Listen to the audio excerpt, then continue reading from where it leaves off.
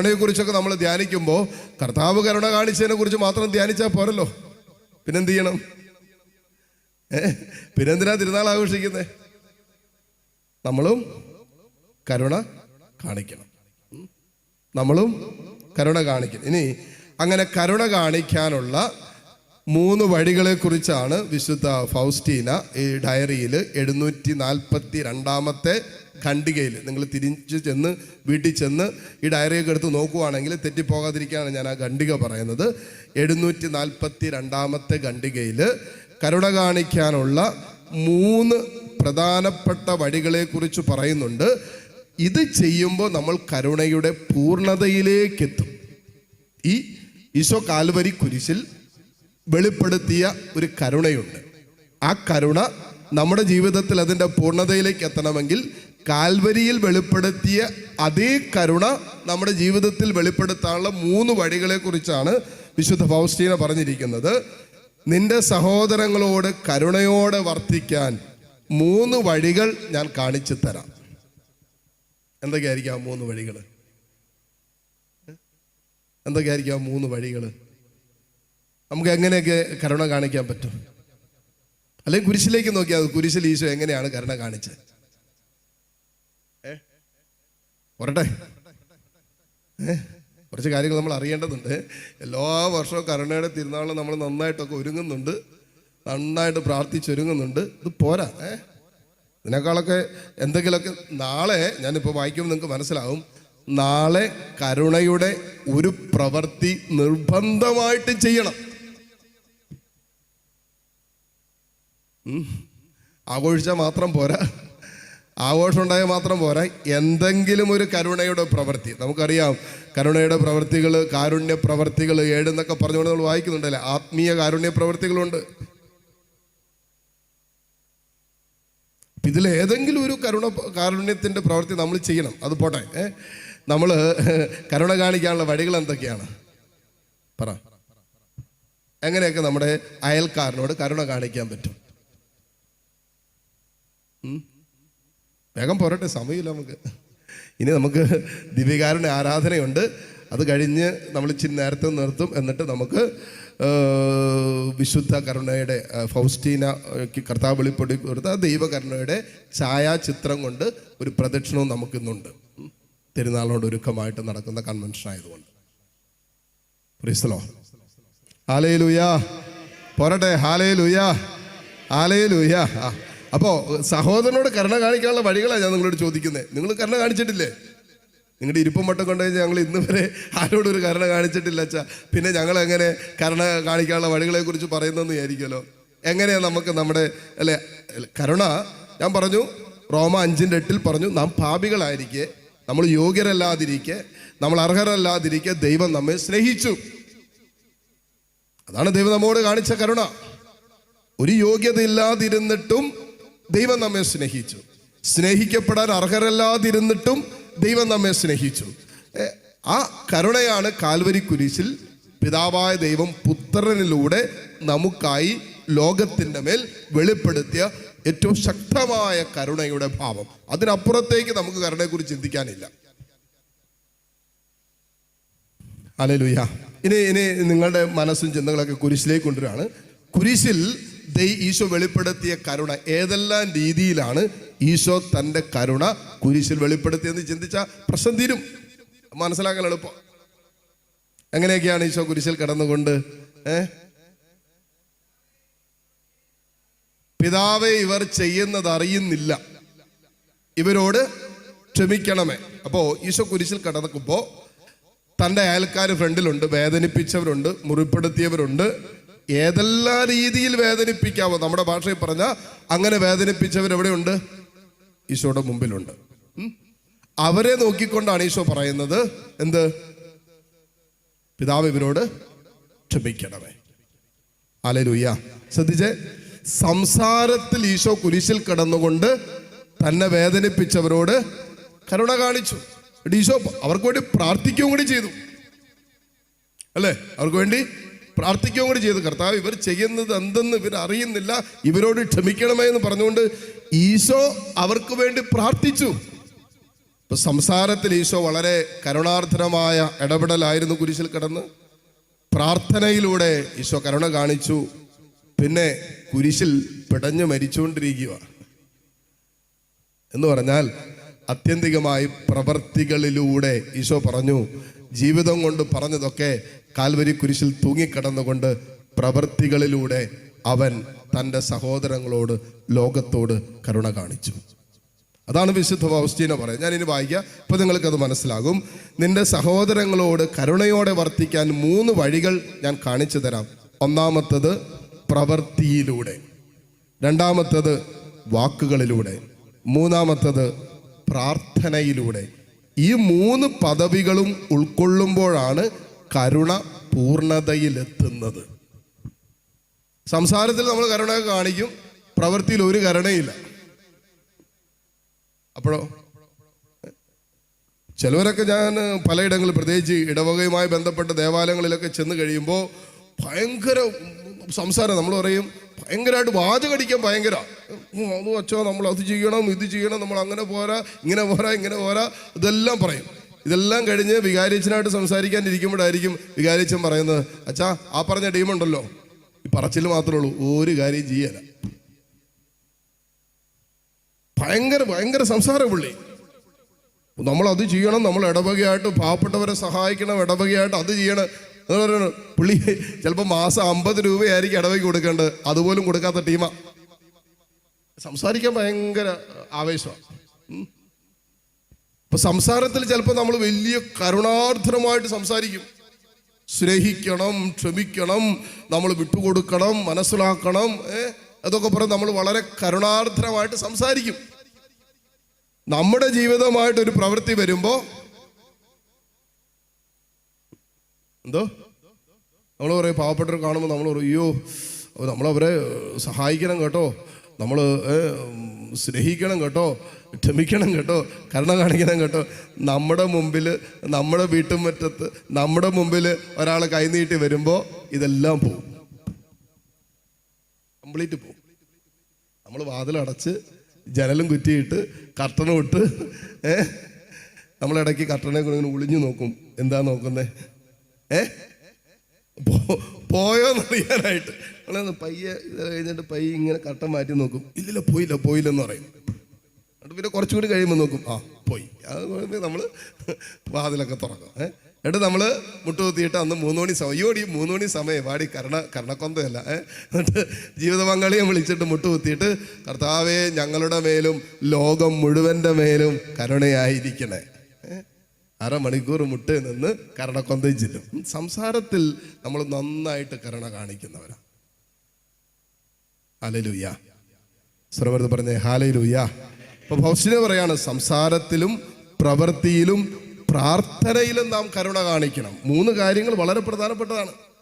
ഇത് 3 വഴികളാണ്. എന്ത് കരുണ കാണിക്കാൻ? നമ്മുടെ അയൽക്കാരനോട് കരുണ കാണിക്കാൻ ഈശോ കാൽവരിയിൽ വെളിപ്പെടുത്തി തന്ന വഴികളാണ്. നമ്മളാരും ഉണ്ടാക്കിയ വഴികളല്ല.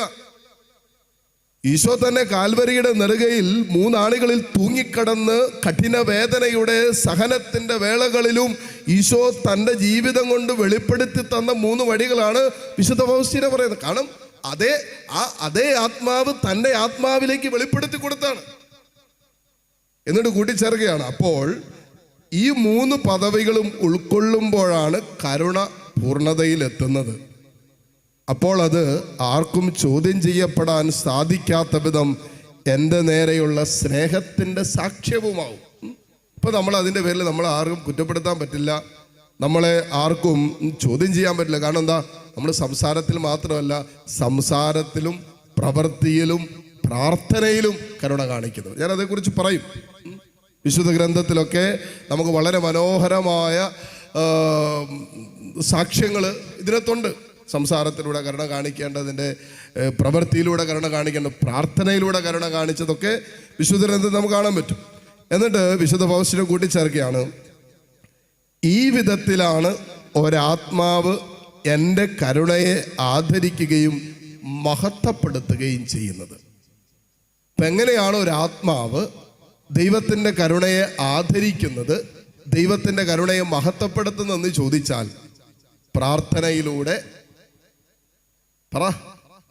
സംസാരത്തിലൂടെ, പ്രവൃത്തിയിലൂടെ സഹോദരനോട്, അയൽക്കാരനോട് കരുണ കാണിക്കുമ്പോൾ ആ ആത്മാവ് ദൈവത്തിൻ്റെ കരുണയെ ആദരിക്കുകയും മഹത്വപ്പെടുത്തുകയും ചെയ്യും. കാരണം എന്താ? അപ്പോൾ ഞാൻ കർത്താവ് കാൽവരിയിൽ വെളിപ്പെടുത്തിയ അതേ കരുണയിൽ പങ്കുകാരനാകുക. അത് എന്നിലൂടെ ഇപ്പൊ സാക്ഷ്യപ്പെടുത്തിക്കൊണ്ടിരിക്കുക. ഞാൻ ഇവിടെ ഒതുങ്ങി നിൽക്കേണ്ടതല്ല ദൈവത്തിന്റെ കരുണ. ആ കാൽവരിയിൽ ഈശോ വെളിപ്പെടുത്തിയ കരുണ ഇപ്പോ എന്നിലൂടെ പൂർത്തീകരിക്കപ്പെട്ടുകൊണ്ടിരിക്കുക. എന്നിലൂടെ അപ്പൊ ഞാൻ സാക്ഷ്യമായിക്കൊണ്ടിരിക്കുക. എന്തിന്? കർത്താവിന്റെ കരുണയ്ക്ക്, കർത്താവിന്റെ കാരുണ്യത്തിന് ഞാൻ സാക്ഷിയാകുകയും ആ കാരുണ്യത്തെ ഞാൻ എന്നിലൂടെ ആദരിക്കുകയും മഹത്വപ്പെടുത്തുകയും ചെയ്യുന്നു. എന്നിട്ട് കൂടി ചേരാം. അതെ, ഇനി ശ്രദ്ധിച്ചോ, ഈസ്റ്റർ കഴിഞ്ഞ് വരുന്ന ഞായറാഴ്ചയാണ്, അടുത്ത ഞായറാഴ്ച, അതായത് നാളെ ദൈവകരുണയുടെ തിരുനാൾ. അതിനെങ്ങനെ ഒരുങ്ങണമെന്ന് വിശുദ്ധ ഫൗസ്റ്റീന പറഞ്ഞിരിക്കുകയാണ്. ഈസ്റ്റർ കഴിഞ്ഞ് വരുന്ന ആദ്യ ഞായറാഴ്ച കരുണയുടെ തിരുനാളാണെങ്കിലും അവയോടൊപ്പം കരുണയുടെ പ്രവൃത്തികളും ഉണ്ടായിരിക്കണം. പെരുന്നാൾ മാത്രം പോലെ പിന്നെന്ത് ചെയ്യണം? അതുകൊണ്ടാണ് ബഹുമാനപ്പെട്ട കാര്യച്ചൻ ഈ നോമ്പ് തുടങ്ങിയപ്പോൾ പറഞ്ഞൊരു കാര്യമാണ്, നമ്മൾ വെറുതെ ഈസ്റ്റർ ആഘോഷിച്ച് പോയാൽ പോരാ, നമ്മൾ ഈസ്റ്റർ ആഘോഷിച്ച് കഴിയുമ്പോൾ അതിലൂടെ കർത്താവിൻ്റെ കരുണ ആരെങ്കിലും അനുഭവിക്കണം. അതുകൊണ്ടാണ് കാര്യച്ചൻ പ്രത്യേകമായിട്ട് ഒരു കുടുംബത്തെ കണ്ടുപിടിച്ച് ആ കുടുംബത്തിന് ഒരു ഭവനം പണിത് കൊടുക്കണമെന്നൊരു തീരുമാനത്തിലേക്ക് എത്തിയത്. അത് നമ്മൾ പറഞ്ഞുകൊണ്ട് കാര്യമില്ലല്ലോ, പ്രഘോഷിച്ചുകൊണ്ട് മാത്രം കാര്യമില്ലല്ലോ. പ്രവർത്തികളിലും ആ കർത്താവിൻ്റെ കരുണ വെളിപ്പെടുത്തണമെന്നുള്ള ആലോചനയുടെ പൂർത്തീകരണമാണത്. ഹല്ലേലൂയ. ഇപ്പൊ നമ്മൾ ഈസ്റ്റർ ആഘോഷിക്കുമ്പോൾ ഒരു കുടുംബത്തിൽ കർത്താവിൻ്റെ ഈസ്റ്ററിന്റെ സന്തോഷം ഉണ്ടാവുക. വർഷങ്ങളായിട്ട് വാടക വീട്ടില് കിടന്നിരുന്ന ഒരു കുടുംബത്തിന് സ്വന്തമായിട്ട്, ആ കുടുംബത്തിനും ഭാര്യയ്ക്കും ഭർത്താവിനും കുഞ്ഞുങ്ങൾക്കൊക്കെ സ്വന്തമായിട്ടുള്ളൊരു ഭവനത്തിൽ കിടക്കാൻ, അന്തി ഉറങ്ങാൻ പറ്റുക എന്ന് പറഞ്ഞാൽ അവർക്ക് വലിയ സന്തോഷമാണ്. ഇപ്പം നമ്മൾ ഈസ്റ്ററിൻ്റെ സന്തോഷം അനുഭവിക്കുന്നതോടൊപ്പം ഒരു കുടുംബം അതേപോലെ ഈസ്റ്ററിൻ്റെ ആനന്ദത്തിലേക്ക് പ്രവേശിക്കുമ്പോൾ നമ്മൾ ചെയ്യുന്നതെന്നറിയോ? കർത്താവിൻ്റെ കരുണയിൽ പങ്കുകാരാകുക. അവൻ്റെ കാരുണ്യത്തിൽ നമ്മൾ പങ്കുകാരാകുന്നതിൻ്റെ ഒരു അടയാളം കൂടിയാണ്. ഇനി ശ്രദ്ധിക്കുക, ഫൗസ്റ്റീന പറയാണ്, തിരുനാൾ ആഘോഷിച്ചാൽ മാത്രം പോരാ, എന്തെങ്കിലും കാരുണ്യ പ്രവൃത്തി ചെയ്യണം. ഹല്ലേലൂയ. എന്തെങ്കിലും മനസ്സിലുണ്ടോ? 50 ദിവസം നോമ്പ് നോക്കിയിട്ട് അതിൻ്റെ പോലും കാരുണ്യ പ്രവൃത്തി ചെയ്തിട്ടില്ല. എന്തെങ്കിലും നിങ്ങൾ ചെയ്യണം. നാളത്തെ ദിവസം എന്തെങ്കിലും കാരുണ്യ പ്രവൃത്തി നിങ്ങൾ ചെയ്തിരിക്കുക. അത് നാട്ടുകാരെ അറിയിക്കാനൊന്നും പോകണ്ട, ഫ്ലക്സ് അടിക്കാനൊന്നും പോകണ്ട. നിങ്ങളതിന് അതാർക്കാണ് ചെയ്യുന്നത്, എത്രയാണ് ചെയ്യുന്നതൊന്നും നിങ്ങൾ അന്വേഷിക്കാനോ അല്ലെങ്കിൽ അത് മറ്റാരോട് പങ്കുവെക്കാനൊന്നും പോകരുത്. നിങ്ങൾ ചെയ്യുന്ന കാരുണ്യ പ്രവൃത്തി കർത്താവിൻ്റെ കരുണ ഞാൻ അനുഭവിച്ചു എന്നതുകൊണ്ട് ആ സ്നേഹത്തിൻ്റെ ഔദാര്യത്തിൻ്റെ സാക്ഷ്യമായിട്ട് മാത്രം നിൽക്കട്ടെ. ഹല്ലേലൂയ. സ്വരം എടുത്ത് പറഞ്ഞേ ഹല്ലേലൂയ, ഹല്ലേലൂയ. ഇവിടെ ഇരിക്കുന്ന പലരെ എനിക്കറിയാം. നിങ്ങൾക്ക് ഒത്തിരി അനേകരെ സഹായിക്കുന്നവരും നന്മ ചെയ്യുന്നവരൊക്കെയാണ്. പക്ഷേ നാളത്തെ ദിവസത്തിൻ്റെ പ്രത്യേകതയാണ് ഞാൻ പറയുന്നത്. വിശുദ്ധ ഫൗസ്റ്റീന പറഞ്ഞു, നിങ്ങൾ തിരുനാൾ ആഘോഷിച്ചാൽ മാത്രം പോരാ, എന്തെങ്കിലും കാരുണ്യ പ്രവൃത്തി ചെയ്തിരിക്കണം. അതെന്തുവാകാം. പല കാരുണ്യ പ്രവൃത്തികളെ കുറിച്ച് മത്തായിയുടെ സുവിശേഷം 25-ാം അധ്യായത്തിലൊക്കെ നമ്മൾ വായിക്കുന്നുണ്ട് അല്ലേ? ഞാൻ നഗ്നനായിരുന്നു, നിങ്ങൾ എന്നെ ഉടുപ്പിച്ചു. നിങ്ങൾക്കറിയാവുന്ന ഏതെങ്കിലും ഒരു പാവപ്പെട്ട കുടുംബത്തിന് ഒരു ഡ്രസ്സൊക്കെ മേടിച്ചിട്ട് അവരുടെ വീട്ടിൽ കൊണ്ട് അങ്ങോട്ട് കൊടുക്ക്. പിള്ളേരൊക്കെ ഉണ്ടെങ്കിൽ ആരോട് പറയുന്നു വേണ്ട, ഒരു ഉടുപ്പിനൊക്കെ എത്ര രൂപ ഇപ്പോൾ 200, 300, 400 രൂപയൊക്കെ ഉണ്ടെങ്കിൽ കുട്ടി ഉടുപ്പൊക്കെ ഇട്ട് പിള്ളേരൊക്കെ ഉള്ളതാണ് ഇല്ലേ? ഇപ്പം മേടിച്ചങ്ങോട്ട് കൊടുക്കും. ഒരു കരുണപ്രവൃത്തിയാകട്ടെ. ഭക്ഷണമില്ലാത്ത പാവപ്പെട്ട ഒരു കുടുംബം. എനിക്കറിയാം, ഒരു സഹോദരൻ വർഷങ്ങളായിട്ട് ചെയ്തുകൊണ്ടിരുന്നൊരു ശുശ്രൂഷയാണ്. അപ്പോൾ അത് ഇച്ചിരി കൂടെയും ഡെവലപ്ഡായി. ആദ്യകാലങ്ങളിൽ പുള്ളിക്ക് കിട്ടുന്ന മാസം കിട്ടുന്ന ദശാംശം പുള്ളി കൃത്യമായിട്ട് മാറ്റിവെക്കും.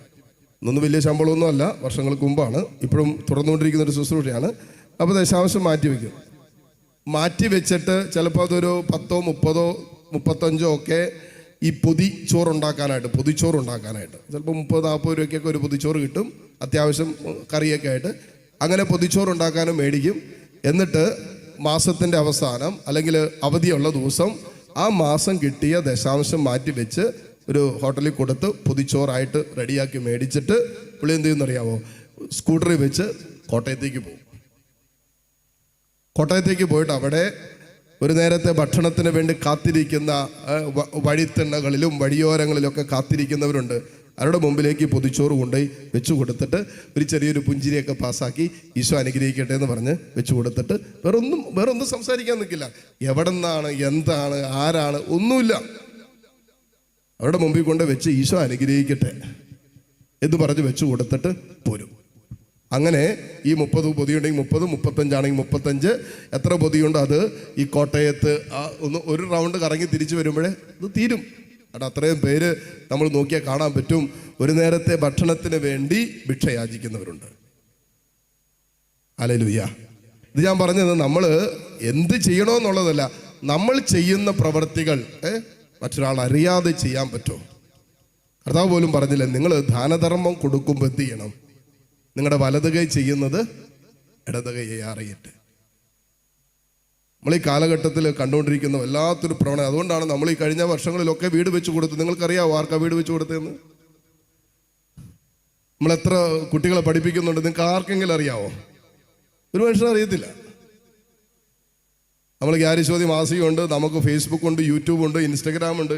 ഇതിലൊന്നും നിങ്ങൾ കണ്ടു കാണുകയില്ല. അപ്പൊ നമുക്ക് ദൈവം ദാനമായ ദൈവത്തിൻ്റെ കരുണയിൽ നമുക്ക് കിട്ടുന്നത് അനേകര് അല്ലേ ഇതുപോലെ ദാനമായിട്ട് തരുന്നതാണ്. അത് അർഹതപ്പെട്ടവരുടെ ജീവിതത്തിലേക്ക് കൊടുക്കുമ്പോൾ അതിൻ്റെ പേരിൽ അവർ പിൽക്കാലത്ത് വേദനിക്കരുത്. നമ്മളതൊരു വലിയൊരു പബ്ലിസിറ്റി കൊടുത്തു. ഓക്കെ, നമ്മളൊരു വീട് വെഞ്ചിരിപ്പിനൊക്കെ പോവും, പക്ഷേ അത് നമ്മുടെ മാധ്യമങ്ങളിലേക്കൊക്കെ ഇട്ട് അത് ചിലപ്പോൾ അവർക്ക് പോലും പുറത്തിറങ്ങി നടക്കാൻ പറ്റാത്ത അവസ്ഥ അവസാനം. ഹല്ലേലൂയ. നമ്മൾ ചെറിയ ചെറിയ കാര്യങ്ങൾ എന്തെങ്കിലും നാളെ നിങ്ങൾ തീരുമാനം എടുക്കണം. എന്തെങ്കിലും കാരുണ്യപ്രവൃത്തി, ഒരു രോഗി സന്ദർശനമെങ്കിലും നിങ്ങൾ ചെയ്യണം. സാമ്പത്തിക ബുദ്ധിമുട്ടുണ്ടോ? സാമ്പത്തിക സഹായം മാത്രമല്ല കാരുണ്യ പ്രവൃത്തി കേട്ടോ, തെറ്റിദ്ധരിക്കരുത്. ഒരു രോഗി നിങ്ങളുടെ സാന്നിധ്യത്തിൽ സന്തോഷിക്കാൻ കാരണമാകുമെങ്കിൽ ഏതാനും സമയം ആ കൂടെ ഇരുന്ന് അവരെ ഒന്ന് കേൾക്കാൻ നിങ്ങൾക്ക് പറ്റുമെങ്കിൽ അത് വലിയ കാരുണ്യ പ്രവൃത്തിയാണ്. Hallelujah, hallelujah. എന്തെങ്കിലും കാരുണ്യ പ്രവർത്തികൾ നമ്മൾ നാളെ നിർബന്ധമായിട്ട് ചെയ്തിരിക്കണം. അതുകൊണ്ടാണ് വിശുദ്ധ ഫൗസ്റ്റീന പറയുന്നത്, തിരുനാൾ ആഘോഷം മാത്രം പോരാ, അവയോടൊപ്പം കരുണയുടെ പ്രവൃത്തികളും ഉണ്ടായിരിക്കണം. കാരുണ്യത്തിൻ്റെ ഒരു പ്രവൃത്തി ഉണ്ടാകണം. ഇന്ന് നിങ്ങൾ ഈ കൺവെൻഷൻ കഴിഞ്ഞ് തിരിച്ചു പോകുമ്പോൾ തന്നെ പ്രാർത്ഥിച്ച് മനസ്സിൽ ഉറപ്പിക്കണം നാളെ ചെയ്യാൻ പോകുന്ന കാരുണ്യ പ്രവൃത്തി. ഞങ്ങളിപ്പോൾ ഇവിടെ ചേർത്തല ഭാഗത്ത് മായിത്തറ എന്ന് പറയുന്ന ഒരു ഇടവകയിൽ കൺവെൻഷൻ നടത്തിക്കൊണ്ടിരിക്കുക. അപ്പോൾ അത് അവിടെ ദൈവകരുണയുടെ തിരുനാളിന് വേണ്ടി കഴിഞ്ഞ ദിവസങ്ങളിലൊക്കെ ഒരുങ്ങിക്കൊണ്ടിരിക്കുക, പ്രാർത്ഥിച്ചൊരുങ്ങിക്കൊണ്ടിരിക്കുക. അച്ഛൻ നന്നായിട്ട് ഒരുക്കുന്നുണ്ട്.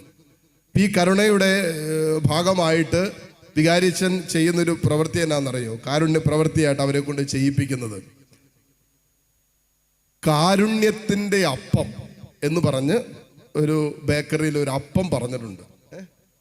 ആ അപ്പം അവർക്ക് ദേവാലയത്തിൽ നിന്നും 100 രൂപ കൊടുത്ത് മേടിക്കാം. മേടിച്ച് കഴിഞ്ഞിട്ട് എന്ത് ചെയ്യും? നമ്മൾ അപ്പം മേടിച്ചിട്ട് എന്ത് ചെയ്യും? നമ്മൾ തിന്നും. ഇത് നമുക്ക് തിന്നാനല്ല, മനസ്സിലായോ? അതാ നമ്മൾ ചെയ്യുന്നത്. നമ്മളപ്പം മേടിച്ച്, ദോശ മേടിച്ച്, ചിക്കൻ മേടിച്ച് നമ്മൾ എന്ത് ചെയ്യും? നമ്മൾ തിന്നും. ഇതാ നമ്മൾ ചെയ്യുന്നത്. ഇതങ്ങനെയല്ല, ഇത് ദൈവകരുണയുടെ അപ്പമാണ്. അപ്പൊ കാരുണ്യം നമുക്ക് വേണ്ടിയല്ല, മറ്റൊരാൾക്ക് വേണ്ടിയാണ് കാണിച്ചുകൊണ്ടിരിക്കുന്നത്. അപ്പൊ എന്ത് ചെയ്യുന്നത്? അച്ഛൻ പറഞ്ഞത്, അപ്പൊ ഞാൻ അച്ഛനെ പറഞ്ഞപ്പോൾ ശ്രദ്ധിച്ചുകൊണ്ടിരിക്കുമായിരുന്നു.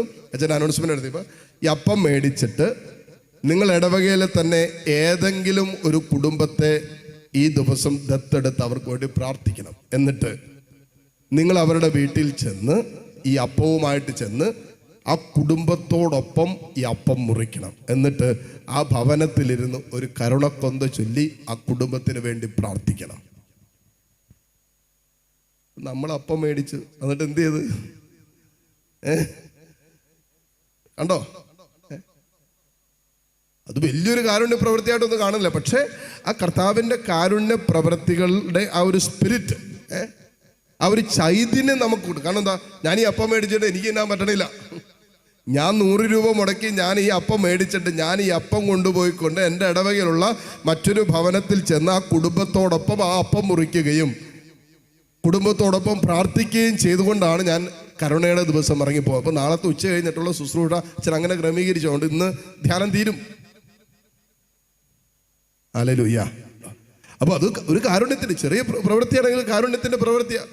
ഒരു വീട്ടിലേക്ക് നമ്മൾ ഒരു ഒരു ഒരു ഒരു ഒരു ഒരു ബണ്ണ എന്തോ ആകട്ടെ അപ്പം അപ്പം അതുമായിട്ട് വീട്ടിൽ ചെന്നിട്ട് അവരെയും കൂട്ടി അതൊക്കെ മുറിച്ച് എല്ലാവരും കൂടി സന്തോഷം പങ്കുവയ്ക്കുകയും ആ കുടുംബത്തിനോട് പ്രാർത്ഥിക്കുകയും ചെയ്യുന്നു. കണ്ടോ, ഒരു കാരുണ്യത്തിൻ്റെ പ്രവൃത്തിയുണ്ട്. കാരുണ്യം അവർക്ക് വേണ്ടി പ്രാർത്ഥിക്കുന്നുണ്ട്. ഹല്ലേലൂയ. അതുകൊണ്ട് നിങ്ങൾ എന്തെങ്കിലും കാരുണ്യ പ്രവൃത്തികൾ നാളെ ചെയ്യാൻ തീരുമാനമെടുക്കണം. നിങ്ങൾക്ക് എന്താണ് ആത്മാവ് നിങ്ങൾക്ക് പ്രേരണ തരുന്നത് നിങ്ങൾ സ്വീകരിക്കുക. എന്നിട്ട് പറയാണ്, ആദ്യ ഞായറാഴ്ച കരുണയുടെ തിരുനാളാണെങ്കിലും അവയോടൊപ്പം കരുണയുടെ പ്രവൃത്തികളും ഉണ്ടായിരിക്കണം. സാഘോഷം തിരുനാൾ ആഘോഷിക്കണം. അതോടൊപ്പം ഛായാചിത്രത്തെ വണങ്ങിയുമാണ് കരുണയുടെ തിരുനാൾ ആഘോഷിക്കേണ്ടത്. അതുകൊണ്ടാണ് നാളെ നമുക്ക് രാവിലത്തെ വിശുദ്ധ കുർബാന കഴിയുമ്പോൾ തന്നെ നമുക്ക് നാളെയും ദൈവകരുണയുടെ ഛായാചിത്ര പ്രദക്ഷിണം ഉണ്ടായിരിക്കും. ഇന്ന് നമുക്ക് കൺവെൻഷൻ്റെ അവസാനം നമുക്കുള്ളതുപോലെ തന്നെ നാളെയും നമുക്കുണ്ടായിരിക്കും. ഹല്ലേലൂയ. അപ്പോൾ തിരുനാൾ ആഘോഷത്തിന് വളരെ വളരെ നിസ്സാരമായ കാര്യങ്ങളൊക്കെ പറയുന്നതിന് കൂട്ടെ വിശുദ്ധ പൗലോസ് പറഞ്ഞാണ്, ആ ദിവസം ഛായാചിത്രത്തെ വണങ്ങിയുമാണ് കരുണയുടെ തിരുനാൾ ആഘോഷിക്കേണ്ടത്. ഈ ചിത്രത്തിലൂടെ നിരവധി പ്രസാദപരങ്ങൾ ഞാൻ ആത്മാക്കളിലേക്ക് ഒഴുക്കും. കാരുണ്യ പ്രവർത്തികൾ ചെയ്യാൻ ഈ ഛായാചിത്രം നിങ്ങളെ എപ്പോഴും ഓർമ്മപ്പെടുത്തും. കാരണം പ്രവർത്തികൾ കൂടാതെയുള്ള ഏറ്റവും ശക്തമായ വിശ്വാസം പോലും പ്രയോജനരഹിതമാണ്. അപ്പോൾ ഈ ഛായാചിത്രം നമ്മുടെ എല്ലാ കുടുംബങ്ങളിലും കരുണയുടെ ഒരു ഛായാചിത്രമുണ്ട്. നമ്മുടെയൊക്കെ മൊബൈലിലൊക്കെ അല്ലേ, ഇതുണ്ടോ, ഇങ്ങനെയൊക്കെ മൊബൈലിലേക്കൊക്കെ നോക്കിയാൽ എല്ലായിടത്തും നമുക്ക് ഈ കരുണയുടെ പടവും ഛായാചിത്രമുണ്ട്. ഇതിലേക്ക് നോക്കുമ്പോൾ വിശുദ്ധ പൗലോസ് പറയാണ്, ഈ ഛായാചിത്രം നമുക്ക് തരുന്ന പ്രചോദനം എന്താണെന്നറിയാവോ? അപരനോട്, അയൽക്കാരനോട് കരുണ കാണിക്കാനുള്ള പ്രചോദനം ഈ ഛായാചിത്രം നമുക്ക് തന്നുകൊണ്ടേയിരിക്കും. ഹല്ലേലൂയ. നമുക്ക് ഈ ഛായാചിത്രം കാണുമ്പോൾ നമ്മൾ കർത്താവെ കരുണ കാണിക്കണമേ, എന്നോട് കരുണ കാണിക്കണമേ, എൻ്റെ കുടുംബത്തോട് കരുണ കാണിക്കണേ എന്ന് തന്നെയാണ് നമ്മൾ പറഞ്ഞുകൊണ്ടിരിക്കുന്നത്. അതല്ല, വിശുദ്ധ പൗലോസ് പറയും, ഈ ഛായാചിത്രം കാണുമ്പോൾ നിങ്ങൾക്ക് ശക്തമായൊരു ഓർമ്മപ്പെടുത്തൽ കിട്ടും. എന്താണ്? കാരുണ്യ പ്രവർത്തികൾ ചെയ്യാൻ. എന്നിട്ട് പറയാണ്, കാരണം കാരുണ്യ പ്രവർത്തികൾ കൂടാതെ അല്ലെങ്കിൽ പ്രവർത്തികൾ കൂടാതെയുള്ള വിശ്വാസം എത്ര ശക്തമാണെങ്കിലും അത് പ്രയോജനരഹിതമാണ്. യാക്കോബ് ശ്ലീഹ അത് തന്നെ പറയുന്നത്. പ്രവൃത്തികൾ കൂടാതെയുള്ള വിശ്വാസം അടിസ്ഥാനരഹിതമാണ്, പ്രവർത്തനരഹിതമാണ്, പ്രയോജനകരമല്ല. ഹല്ലേലൂയ. സന്തോഷത്തോടെ പറഞ്ഞേ ഹല്ലേലൂയ, ഹല്ലേലൂയ, ഹല്ലേലൂയ. ഇനി നമ്മൾ ഇതിൽ തന്നെ മനസ്സിലാക്കേണ്ട ഒന്ന് രണ്ട് കാര്യങ്ങൾ. എങ്ങനെയാണ് സംസാരത്തിലൂടെയും പ്രവൃത്തികളിലൂടെയൊക്കെ നമുക്ക് കരുണ കാണിക്കാൻ പറ്റുന്നത്? വിശുദ്ധ ഗ്രന്ഥത്തിലൂടെ കടന്നു പോകുമ്പോൾ നമുക്ക് മനോഹരമായിട്ട് പലയിടങ്ങളിൽ പ്രവൃത്തികളിലൂടെ കരുണ കാണിച്ച സംഭവങ്ങളുണ്ട്. ഉൽപ്പത്തി പുസ്തകത്തിൽ തന്നെ ഈ കരുണ കാണിച്ചൊരു സംഭവം പറയാവോ? നിങ്ങളുടെ മനസ്സിലേക്ക് പെട്ടെന്ന് വരുന്നൊരു സംഭവം. കായനോട് കർത്താവ് കരുണ കാണിച്ചു. സ്വന്തം സഹോദരനെ കൊന്ന കായൻ്റെ മേൽ കർത്താവിൻ്റെ സംരക്ഷണ മുദ്ര പതിച്ചു. കർത്താവ് അവനോട് കരുണ കാണിച്ചു. ദൈവമല്ലാതെ മനുഷ്യൻ കരുണ കാണിച്ച എന്തെങ്കിലും ഓർമ്മയുണ്ടോ? ഉറക്കെ പറഞ്ഞേ. ജോസഫ്. ഇത് വളരെ ശക്തമായ മെസ്സേജ് അല്ലേ അവിടെ കിടക്കുന്നത്. നിങ്ങൾ ഉൽപ്പത്തി പുസ്തകം അതിൻ്റെ 50-ാമത്തെ അധ്യായം നടത്തി, ലാസ്റ്റ് അധ്യായം, 50-ാം അധ്യായം 19-ാമത്തെ വചനവും 45-ാം അധ്യായം 5-ാമത്തെ വചനം എന്നെടുത്ത്.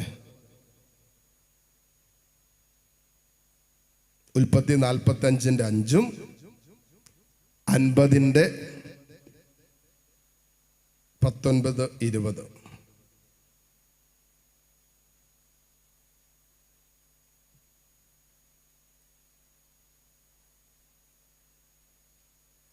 കിട്ടിയോ? ഒന്ന് വായിച്ചേ. ഏതെങ്കിലും വായിച്ചോ? ഏതാ വായിക്കാൻ പോകുന്ന ആദ്യം?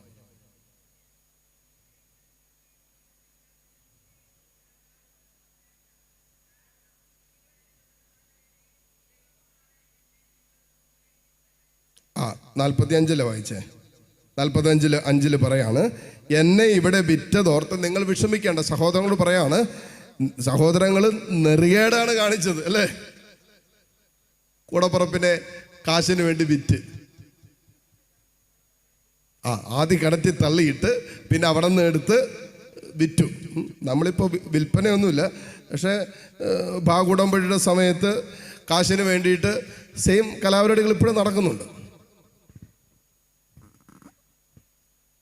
സ്വന്തം അമ്മയെ ഇതിൻ്റെ വിഷയത്തിൽ നിങ്ങളൊന്ന് ആലോചിച്ച് നോക്കിയേ, തള്ളിയിട്ടിട്ട് വല്ലാത്ത പ്രശ്നം ഒരു കുടുംബത്തിനുണ്ടായ അവസ്ഥ ഈ അടുത്ത കാലത്ത്. ഭാഗുടമ്പഴിയൊക്കെ വരുമ്പോൾ ഈ പറയുന്ന കുറേ സ്നേഹമൊക്കെ തീരും. അവിടെയാണ് ജോസഫ് പറയുന്നത്, നിങ്ങൾ എന്നെ വിറ്റു, കാശിന് വേണ്ടി നിങ്ങൾ എന്നെ വിറ്റു. കാശാരും നിങ്ങൾക്ക് ഇമ്പോർട്ടൻ്റ്, സമ്പത്താരും നിങ്ങൾക്ക് ഇമ്പോർട്ടൻ്റ്. അതിനു വേണ്ടി എന്നെ ആദ്യം പൊട്ടക്കിണറ്റിലിട്ടു, എന്നെ ഉപേക്ഷിച്ചു, പിന്നെ എന്നെ നിങ്ങൾ വിറ്റു. എന്നിട്ട് പറയാണ്, നിങ്ങൾ ഇവിടെ എന്നെ വിറ്റതോർത്ത് നിങ്ങൾ വിഷമിക്കുകയോ വിഷാദിക്കുകയോ വേണ്ട. കാരണം ജീവൻ നിലനിർത്താൻ വേണ്ടി ദൈവമാണ് എന്നെ നിങ്ങൾക്ക് മുമ്പേ ഇങ്ങോട്ട് അയച്ചത്. എന്നിട്ട് 8 മുതലുള്ള വചനങ്ങൾ പറയും, അതുകൊണ്ട് നിങ്ങളല്ല, ദൈവമാണ് എന്നെ ഇങ്ങോട്ട് അയച്ചത്. അവിടുന്ന് എന്നെ ഫറവോയ്ക്ക് പിതാവും അവൻ്റെ വീടിന് നാഥനും ഈജിപ്റ്റ് ദേശത്തിന് അധിപനുമാക്കിയിരിക്കുന്നു. എന്നിട്ട് 50-ാമത്തെ വചനം, അധ്യായം 19 മുതൽ വചനങ്ങൾ ജോസഫ് പറയാണ്. ജോസഫ് പറഞ്ഞു, നിങ്ങൾ പേടിക്കേണ്ട, ഞാൻ ദൈവത്തിൻ്റെ സ്ഥാനത്താണോ? നിങ്ങൾ എനിക്ക് തിന്മ ചെയ്തു, പക്ഷേ ദൈവം അത് നന്മയ്ക്കാക്കി മാറ്റി. ഇന്ന് കാണുന്നത് പോലെ അനേകരുടെ ജീവൻ രക്ഷിക്കാൻ വേണ്ടിയാണ് അവിടുന്ന് അത് ചെയ്തത്. ഹല്ലേലൂയ. നിങ്ങൾ എനിക്ക് തിന്മ ചെയ്തു, പക്ഷേ ദൈവം അത് നന്മയ്ക്കാക്കി മാറ്റി. കാരണം എന്താ? ജോസഫ് അവരോട് കരുണ കാണിച്ചു. ജോസഫ് അവരോട് ആ കാരുണ്യത്തിൻ്റെ സംസാരം പറയുന്നത്. ശരിക്കും നമ്മൾ വരെ സമയത്തെങ്കിലും ഉണ്ടല്ലോ നമ്മുടെ സകല കൺട്രോളും പോയനെ. ഇമാരെല്ലാത്തിനും പിടിച്ച് അവിടെ ജയിലിൽ വിട്ട് അടിക്കട, അവൻ്റെ നടു തലേക്ക് അടിച്ച് പൊട്ടിക്കടാന്ന് പറഞ്ഞേനെ. ഇമാരെന്നെ പൊട്ടക്കണ്ടിലിട്ടതാ, ഇമാരെനിക്ക് കുറെ തല്ലിയതാ. എന്നിട്ട് ഇമാര് കള്ളത്തരം പറഞ്ഞ് എൻ്റെ അപ്പനിൽ നിന്ന് അകറ്റുകയും ചെയ്ത് ഞാൻ മരിച്ചുപോയെന്നും പറഞ്ഞ് അത്രയും ദുഷിച്ച പരിപാടികൾ കാണിച്ചവന്മാരായി വന്ന് നിൽക്കുന്ന ഇമാരെ വെറുതെ വിടരുത്. നമ്മൾ മനസ്സിലെങ്കിലും ആലോചിക്കും. ചിലപ്പോൾ പുറമേ നമ്മൾ സാഹചര്യങ്ങളുടെ സമ്മർദ്ദം കൊണ്ടൊന്നും ചെയ്യാൻ പോകുന്നില്ല എങ്കിലും നമ്മൾ മനസ്സുകൊണ്ടെങ്കിലും ചിന്തിക്കും, ഇമാരിങ്ങനെ വിട്ടാ പോരെന്ന്, ഒരു പണി കൊടുക്കണമെന്ന് അല്ലേ? ഹല്ലേലൂയ. അതുകൊണ്ട് ഇത് വളരെ നിസ്സാര, കാരണം നമ്മെപ്പോലെ ഒരു മനുഷ്യനായിരുന്നു ജോസഫ് എന്നേ. അത്ര കണ്ട് മുറിവുണ്ടായിട്ടും തിരസ്കരിക്കപ്പെട്ടിട്ടും തകർക്കപ്പെട്ടിട്ടും ജോസഫ് പറയുകയാണ്, വാക്കുകൊണ്ട് പോലും ജോസഫ് മുറിവേൽപ്പിക്കുന്നില്ല അവരെ. സംസാരത്തിൽ മുറിവേൽപ്പിക്കുന്നില്ല, പ്രവൃത്തികളിലും അവരെ മുറിവേൽപ്പിക്കുന്നില്ല. സംസാരത്തിലും പ്രവൃത്തിയിലും ഒരുപോലെ ജോസഫ് അവരോട് കരുണ കാണിച്ചു. എന്നിട്ട് പറയാണ്, നിങ്ങൾ വിഷമിക്കേണ്ടെന്നേ, നിങ്ങൾ സങ്കടപ്പെടേണ്ടെന്നേ, നിങ്ങൾ എനിക്ക് തിന്മയായിട്ട് ചെയ്തതൊക്കെ ദൈവം നന്മയ്ക്കാക്കി മാറ്റി. ഹല്ലേലൂയ. ദൈവം എന്നിട്ട് പറയാം, നിങ്ങളല്ലെന്നേ എന്നെ ഇങ്ങോട്ട് കൊണ്ടുവന്നേ, നിങ്ങളല്ലെന്നേ പൊട്ടക്കണ്ടിലിട്ട്, ദൈവമാണെന്നേ എന്നെ ഇവിടെ കൊണ്ടുവന്നേ. Hallelujah, hallelujah. സ്വരമെടുത്ത് പറഞ്ഞേ ഹല്ലേലൂയ. ശരിക്കും കർത്താവിൻ്റെ കരുണയെക്കുറിച്ച് ആഴമായി ധ്യാനിക്കാൻ തുടങ്ങുമ്പോണ്ടല്ലോ നമുക്ക് വല്ലാത്ത ഒരു ഒരു ഒരു ഒരു സ്പിരിച്വൽ ഡിസ്റ്റർബൻസ് ആകാൻ തുടങ്ങും. വല്ലാത്ത ആന്തരിക മനുഷ്യൻ അസ്വസ്ഥരാകാൻ തുടങ്ങും. ദൈവം എന്തോരം കരുണ കാണിക്കാൻ കിട്ടിയ സാഹചര്യങ്ങളാണ് നമ്മൾ ഇന്നലകളിൽ കളഞ്ഞേക്കുന്നത്. സംസാരത്തിലും പ്രവർത്തികളിലൊക്കെ എത്രമാത്രം കരുണ കാണിക്കാൻ കിട്ടിയ സാധ്യതകൾ, സാഹചര്യങ്ങളൊക്കെ നമ്മൾ അടച്ചു കളഞ്ഞിട്ടുണ്ട്, മറതലിച്ചിട്ടുണ്ട്, മുഖം തിരിച്ചു പിടിച്ചിട്ടുണ്ട്.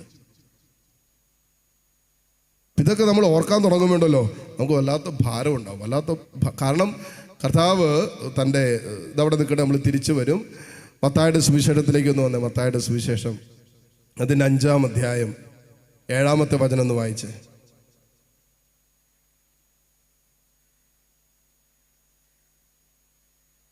5:7.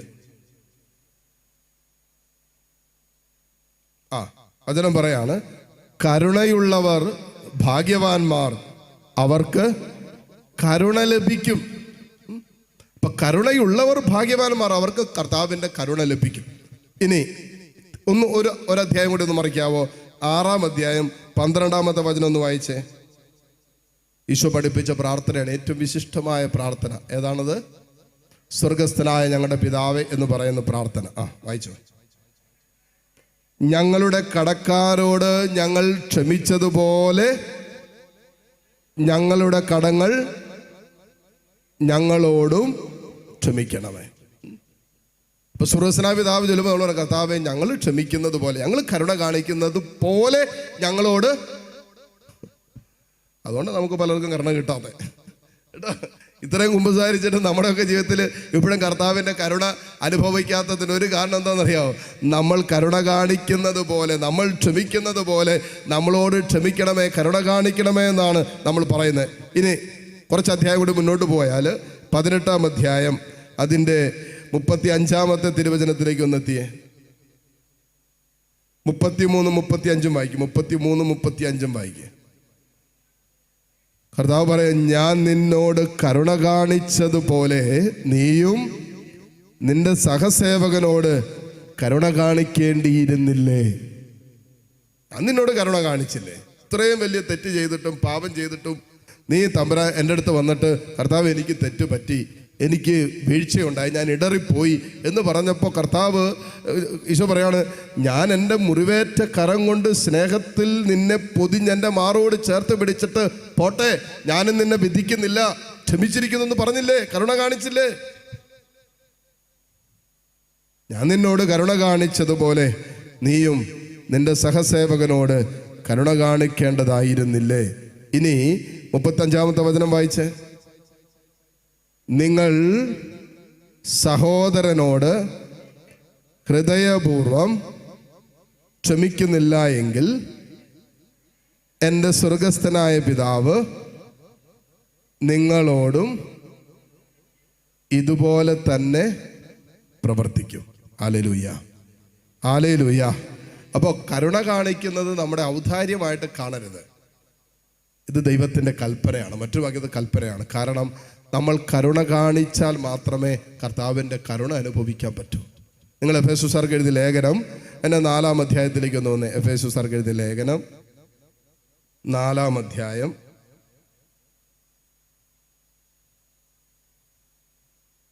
അതിൽ സംസാരത്തിൽ കരുണ കാണിക്കുന്നതിനെ കുറിച്ച് പറഞ്ഞിട്ടുണ്ട്. 4:29 മുതലുള്ള വചനങ്ങൾ വായിച്ചു. 4:29.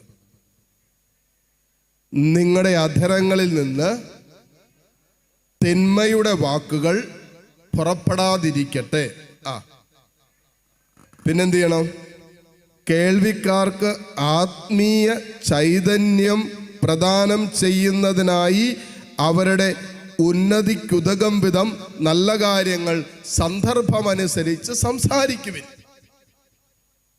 അപ്പോ എഫെസോസ്യരിലെ പൗലോസിലെ പറയാം, നിങ്ങളുടെ അധരങ്ങളിൽ നിന്നും തിന്മയുടെ വാക്കുകൾ പുറപ്പെടാതിരിക്കട്ടെ. നമ്മളോട് തിന്മ ചെയ്തവരോട് നമ്മൾ എന്തു പറയും?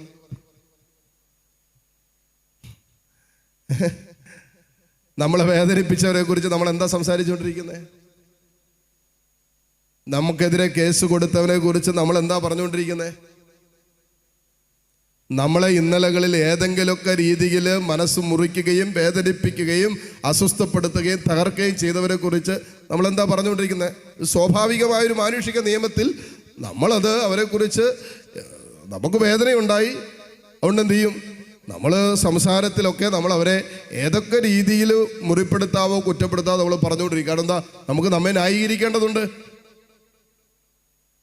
ഹല്ലേലൂയ. ഞാൻ തെറ്റുകാരനല്ല, ഞാൻ തെറ്റുകാരിയല്ല എന്ന് ന്യായീകരിക്കാൻ വേണ്ടി ഞാൻ എന്ത് ചെയ്യും? എന്നെ വേദനിപ്പിച്ചവനാണ് തെറ്റുകാരൻ തെറ്റുകാരി എന്ന് ന്യായീകരിക്കാൻ വേണ്ടി ഞാൻ അതിങ്ങനെ പറഞ്ഞുകൊണ്ടിരിക്കും കാണുന്നവരോടൊക്കെ. പൗലോസിലെ പറഞ്ഞെന്താണ്? നിങ്ങളുടെ അധരങ്ങളിൽ നിന്നും തിന്മയുടെ വാക്കുകൾ പുറപ്പെടാതിരിക്കട്ടെ. ഇതാണ് കരുണ എന്ന് പറയുന്നത്. അതായത് എൻ്റെ മേൽ എനിക്കെതിരെ ഒരുവൻ തിന്മ പറഞ്ഞിട്ടും എൻ്റെ അധരങ്ങളിൽ നിന്നും അവനെക്കുറിച്ച് തിന്മ സംസാരിക്കാതിരിക്കുന്നതാണ് സംസാരത്തിൽ കാണിക്കുന്ന കരുണ. ഹല്ലേലൂയ. അതിനൊരു സ്റ്റെപ്പും കൂടി മുന്നോട്ട് പോവുകയാണെങ്കിൽ അവനിലും അവളിലുള്ള എന്തെങ്കിലും നന്മയുണ്ടെന്ന് നമ്മൾ അറിഞ്ഞിട്ടുണ്ടെങ്കിൽ ആ നന്മയെ കുറിച്ച് പറയാനുള്ള ഒരു പരിശ്രമം നമ്മുടെ ഭാഗത്തു നിന്നുണ്ടാകുമ്പോൾ കരുണയുടെ ഒരു പടി കൂടി, അനുഭവത്തിൻ്റെ ഒരു പടി കൂടി നമ്മൾ, അതായത് എന്നെ വേദനിപ്പിച്ചവനെ കുറിച്ച് തിന്മ പറയുന്നില്ല എന്ന് മാത്രമല്ല, അവൻ്റെ നന്മയെ കുറിച്ച് ഞാൻ സംസാരിക്കുക. അതിനെ നല്ല തൊലിക്കെട്ടി വേണം. ഹല്ലേലൂയ. ആത്മീയ തൊലിക്കെട്ടി വേണം. നന്നായിട്ട് നമുക്ക് ആത്മീയ ഒരു മനുഷ്യൻ രൂപപ്പെടാതെ അത് സാധ്യമാകില്ല. എന്നിട്ട് പറയാണ്, കേൾവിക്കാർക്ക് ആത്മീയ ചൈതന്യം പ്രദാനം ചെയ്യുന്നതിനായി അവിടെ ഉന്നതിക്ക് വിധം സന്ദർഭമനുസരിച്ച് നല്ല കാര്യങ്ങൾ സംസാരിക്കുവിൻ. കേൾക്കുന്നവരുടെ ആത്മീയ ചൈതന്യമാണ്, അവർക്ക് ഒരു ആത്മീയ ഉന്നതി ഉണ്ടാകണം. അതായത് നമ്മൾ പറയുന്നത് കേൾക്കുമ്പോൾ കേൾക്കുന്നവൻ്റെ ആത്മാവിൻ്റെ ഒരു നമ്മൾ പറയില്ലേ, ആത്മീയ വളർച്ച ഉണ്ടാകണം. ഹല്ലേലൂയ. നമ്മളോടുള്ള ഒരാൾ സംസാരിച്ച് കഴിയുമ്പോൾ, സംസാരം കഴിയുമ്പോൾ അവൻ്റെ ആത്മാവിൽ, അവൻ്റെ ആത്മീയ ജീവിതത്തിൽ ഒരു വളർച്ചയുണ്ടാകണം എന്നാണ് പൗലോസ്ലീഹ പറയുന്നത്. നമ്മളൊരാളോട് സംസാരിക്കുമ്പോൾ കുറ്റം പറഞ്ഞ് അവൻ്റെ ആത്മാവിൽ വളർച്ച ഉണ്ടാകോ? പരദൂഷണം പറഞ്ഞാലോ?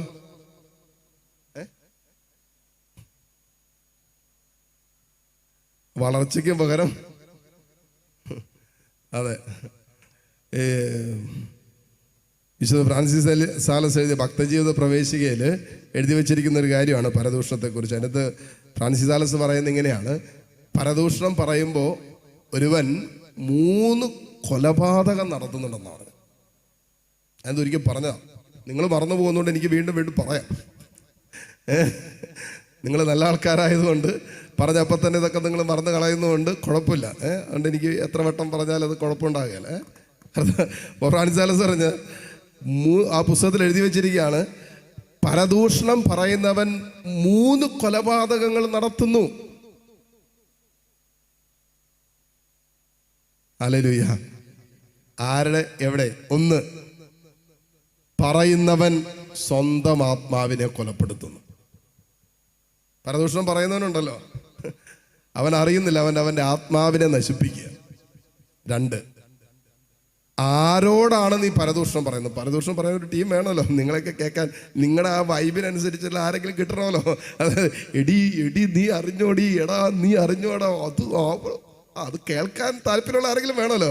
നിങ്ങളിത് പറഞ്ഞുകൊണ്ട് വരുമ്പോൾ കെട്ടിയവൻ്റെ അടുത്താണ് ഇത് പറഞ്ഞുകൊണ്ട് വരും. കെട്ടിയവൻ പറയും, മിണ്ടായിരിക്കുന്നുണ്ടോ? കോപ്പ് രാവിലെ മുതൽ കുറുകുറു എന്ന് പറഞ്ഞുകൊണ്ട് വരും. കുറച്ച് കഴിയുമ്പോൾ കെട്ടിയവൻ തെറി പറയാൻ തുടങ്ങി. എനിക്ക് കേൾക്കണ്ടെന്ന് പറഞ്ഞു തരും.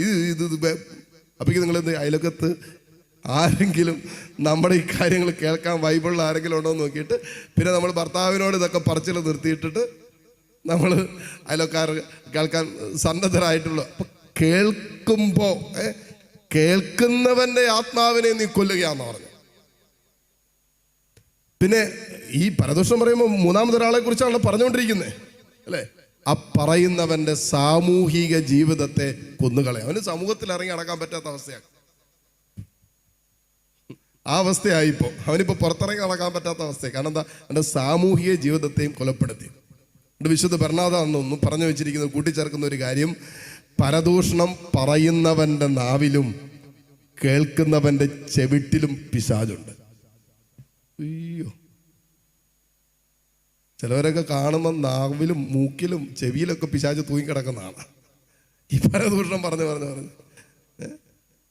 അതുകൊണ്ട് പറയുന്നവൻ്റെ നാവിലും കേൾക്കുന്നവൻ്റെ ചെവിട്ടിലും, ഉറക്കെ പറ. ഇത്രയൊക്കെ അറിഞ്ഞാലും വീട്ടിൽ പോയിട്ട് പോകുന്ന വഴിക്ക് തന്നെ നമ്മൾ പരദൂഷണം പറയും, കുറ്റം പറയും. നമുക്കൊരു സ്വാഭാവികമായ മാനുഷികമായൊരു പ്രവണത നമ്മളിലുണ്ട്. ഈ മാനുഷിക പ്രവണതയെ കർത്താവിൻ്റെ കരുണയുടെ സ്നേഹത്തിൽ നമ്മൾ അതിജീവിക്കാനുള്ള ഒരു പരിശ്രമം നിരന്തരം നടത്തിക്കൊണ്ടിരിക്കുക. നമ്മളാരും പുണ്യവാന്മാരാണെന്നല്ല ഞാൻ ഈ പറയുന്നത് ഞാനോ എന്നെ ശ്രമിക്കുന്ന നിങ്ങളോ പുണ്യവാന്മാരാണെന്നല്ല പറയുന്നത്. പക്ഷേ പുണ്യജീവിതത്തിനായി നമ്മൾ ഒരുങ്ങിക്കൊണ്ടിരിക്കുക. ഓരോ ദിവസവും കർത്താവിൻ്റെ കരുണയെക്കുറിച്ച് ധ്യാനിക്കുന്ന എന്തിനാ? ഇങ്ങനെ കരുണയുടെ തിരുനാളും കരുണയെക്കുറിച്ചുള്ള ധ്യാന വിഷയങ്ങളൊക്കെ നമ്മൾ കേൾക്കുന്ന അല്പാൽപമായിട്ട് കർത്താവിൻ്റെ കാരുണ്യത്തിൽ നാം നമ്മുടെ ജീവിതത്തെ ചേർത്ത് വയ്ക്കുമ്പോൾ നമ്മുടെ സംസാരത്തിലും നമ്മുടെ പ്രവൃത്തിയിലും നമ്മുടെ പ്രാർത്ഥനയിലൂടെയൊക്കെ നമ്മൾ നമ്മുടെ കൂടെ വസിക്കുന്നവരുടെ കരുണ കാണിക്കാൻ തുടങ്ങും. എന്ന് പറഞ്ഞാൽ നമ്മുടെ ജീവിതം അല്പം കൂടി മെച്ചപ്പെട്ടതായിട്ട് മാറും. ഹല്ലേലൂയ. കുടുംബത്തിലൊക്കെ കരുണ കാണിക്കാതെ ഒരു കുടുംബത്തിലും മുന്നോട്ട് പോകാൻ പറ്റുകയില്ല. അല്ല, കുടുംബജീവൻ നയിക്കുന്ന നിങ്ങൾക്ക് ഞാനിത് പറഞ്ഞു തരേണ്ട ആവശ്യമില്ല. ഓസ്ട്രേലിയയിൽ പോയപ്പോൾ ഞാൻ ഒത്തിരി കുടുംബങ്ങളിൽ താമസിച്ചു, ഒത്തിരി കുടുംബങ്ങളെ കണ്ടു. ഇങ്ങനെ യാത്രയായിരുന്നല്ലോ, 40 ദിവസത്തെ യാത്രയിൽ. ഓരോ കുടുംബങ്ങളൊക്കെ നിലനിന്ന് പോകുന്നത് ഒന്നില്ലെങ്കിൽ ഭർത്താവ് കരുണ കാണിക്കുന്നുണ്ട്, അല്ലെങ്കിൽ ഭാര്യ കരുണ കാണിക്കുന്നുണ്ട്, ഇല്ലെങ്കിൽ മക്കള് മാതാപിതാക്കളോട് കരുണ കാണിക്കുന്നുണ്ട്, ഇല്ലെങ്കിൽ നേരെ തിരിച്ച്.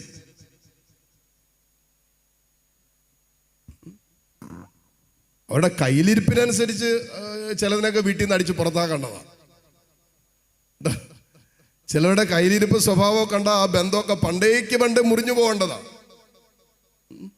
ചില പിള്ളേരൊക്കെ വീട്ടിൽ നിന്ന് മറ്റേ പേരവടിയല്ലോ അടിച്ച് പുറത്താക്കേണ്ട സമയം കഴിയും ചില പിള്ളേരുടെയൊക്കെ സ്വഭാവം കണ്ടു കഴിഞ്ഞാൽ.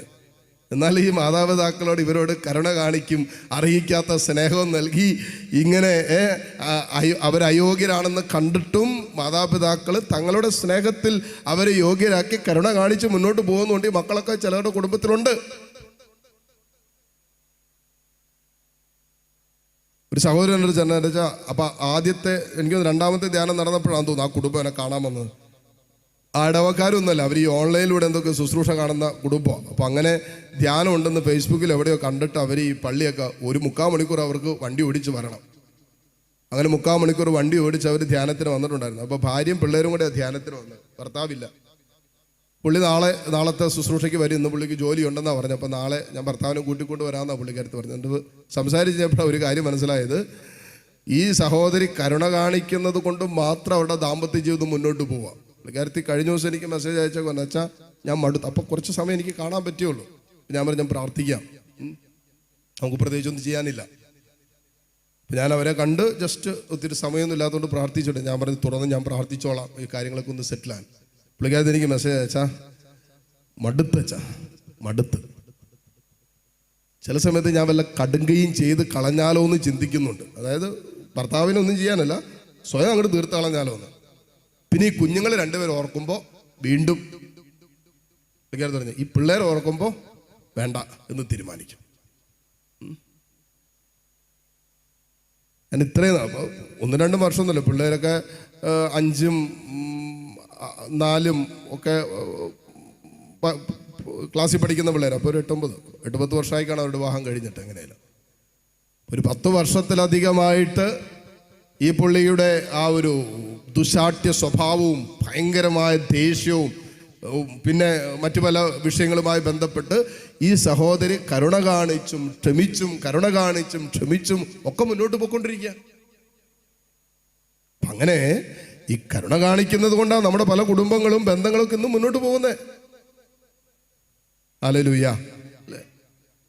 അല്ലാതെ നമ്മൾ എല്ലാവരും ഒരുപോലെ ആയിരുന്നെങ്കിൽ, കരുണ കാണിക്കാൻ നമുക്ക് പറ്റാതെ പോയാൽ എന്തെല്ലാം അസ്വസ്ഥതകൾ നമ്മുടെ കുടുംബങ്ങളിലുണ്ടാകും. ചില സമയത്ത് നമ്മുടെ വീട്ടിൽ നമ്മുടെ മാതാപിതാക്കളുണ്ടാകാം, പ്രായമായ മാതാപിതാക്കൾ.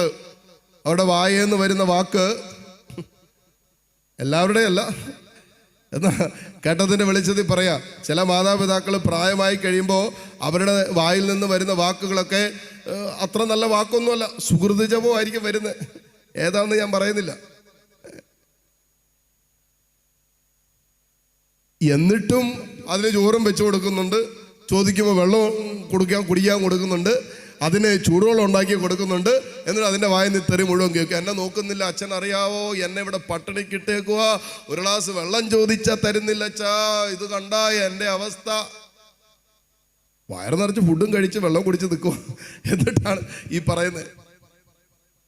ഇത് കേട്ടിട്ട് നാളെയും ഈ സാധനത്തിന് ഭക്ഷണം കൊടുക്കാന്ന് പറഞ്ഞാൽ ആ സഹോദരി ചെയ്യുന്നെന്നാ? കരുണ കാണിക്കുക. ഹല്ലേലൂയ. അല്ലാതെ പിന്നെ എന്നാ ചെയ്തുകൊണ്ടിരിക്കുന്നത്? അതാണ് കരുണ കാണിക്കുക എന്ന് പറഞ്ഞത്. ഇത്രയും എന്നെ മുറിപ്പെടുത്തിക്കൊണ്ടിരിക്കുക. മകള് വരുമ്പോ, മരുമക്കൾ വരുമ്പോഴൊക്കെ അല്ലെങ്കിൽ വീട്ടിലുള്ള ആളെ കുറിച്ച് കുറ്റം പറഞ്ഞുകൊണ്ടിരിക്കുക, എന്നെ നോക്കുന്നില്ല, എന്നെ ശ്രദ്ധിക്കുന്നില്ല എന്നൊക്കെ പറഞ്ഞിട്ടും ഒറ്റ ദിവസം കൊണ്ട് ഇവരെല്ലാം പോവും. പിറ്റേ ദിവസവും ഈ അമ്മയെ സ്നേഹത്തോടെ പരിപാലിക്കുകയും ചേർത്ത് പിടിക്കുകയും മനസ്സിലാക്കുകയും അതിനു വേണ്ട ഭക്ഷണം ഇത് കരുണ കാണിക്കുകയാണ്. ഹല്ലേലൂയ. അതുപോലെ തിരിച്ചും എത്ര കുടുംബങ്ങളിൽ തിരിച്ച് സംഭവിക്കുന്നുണ്ട്.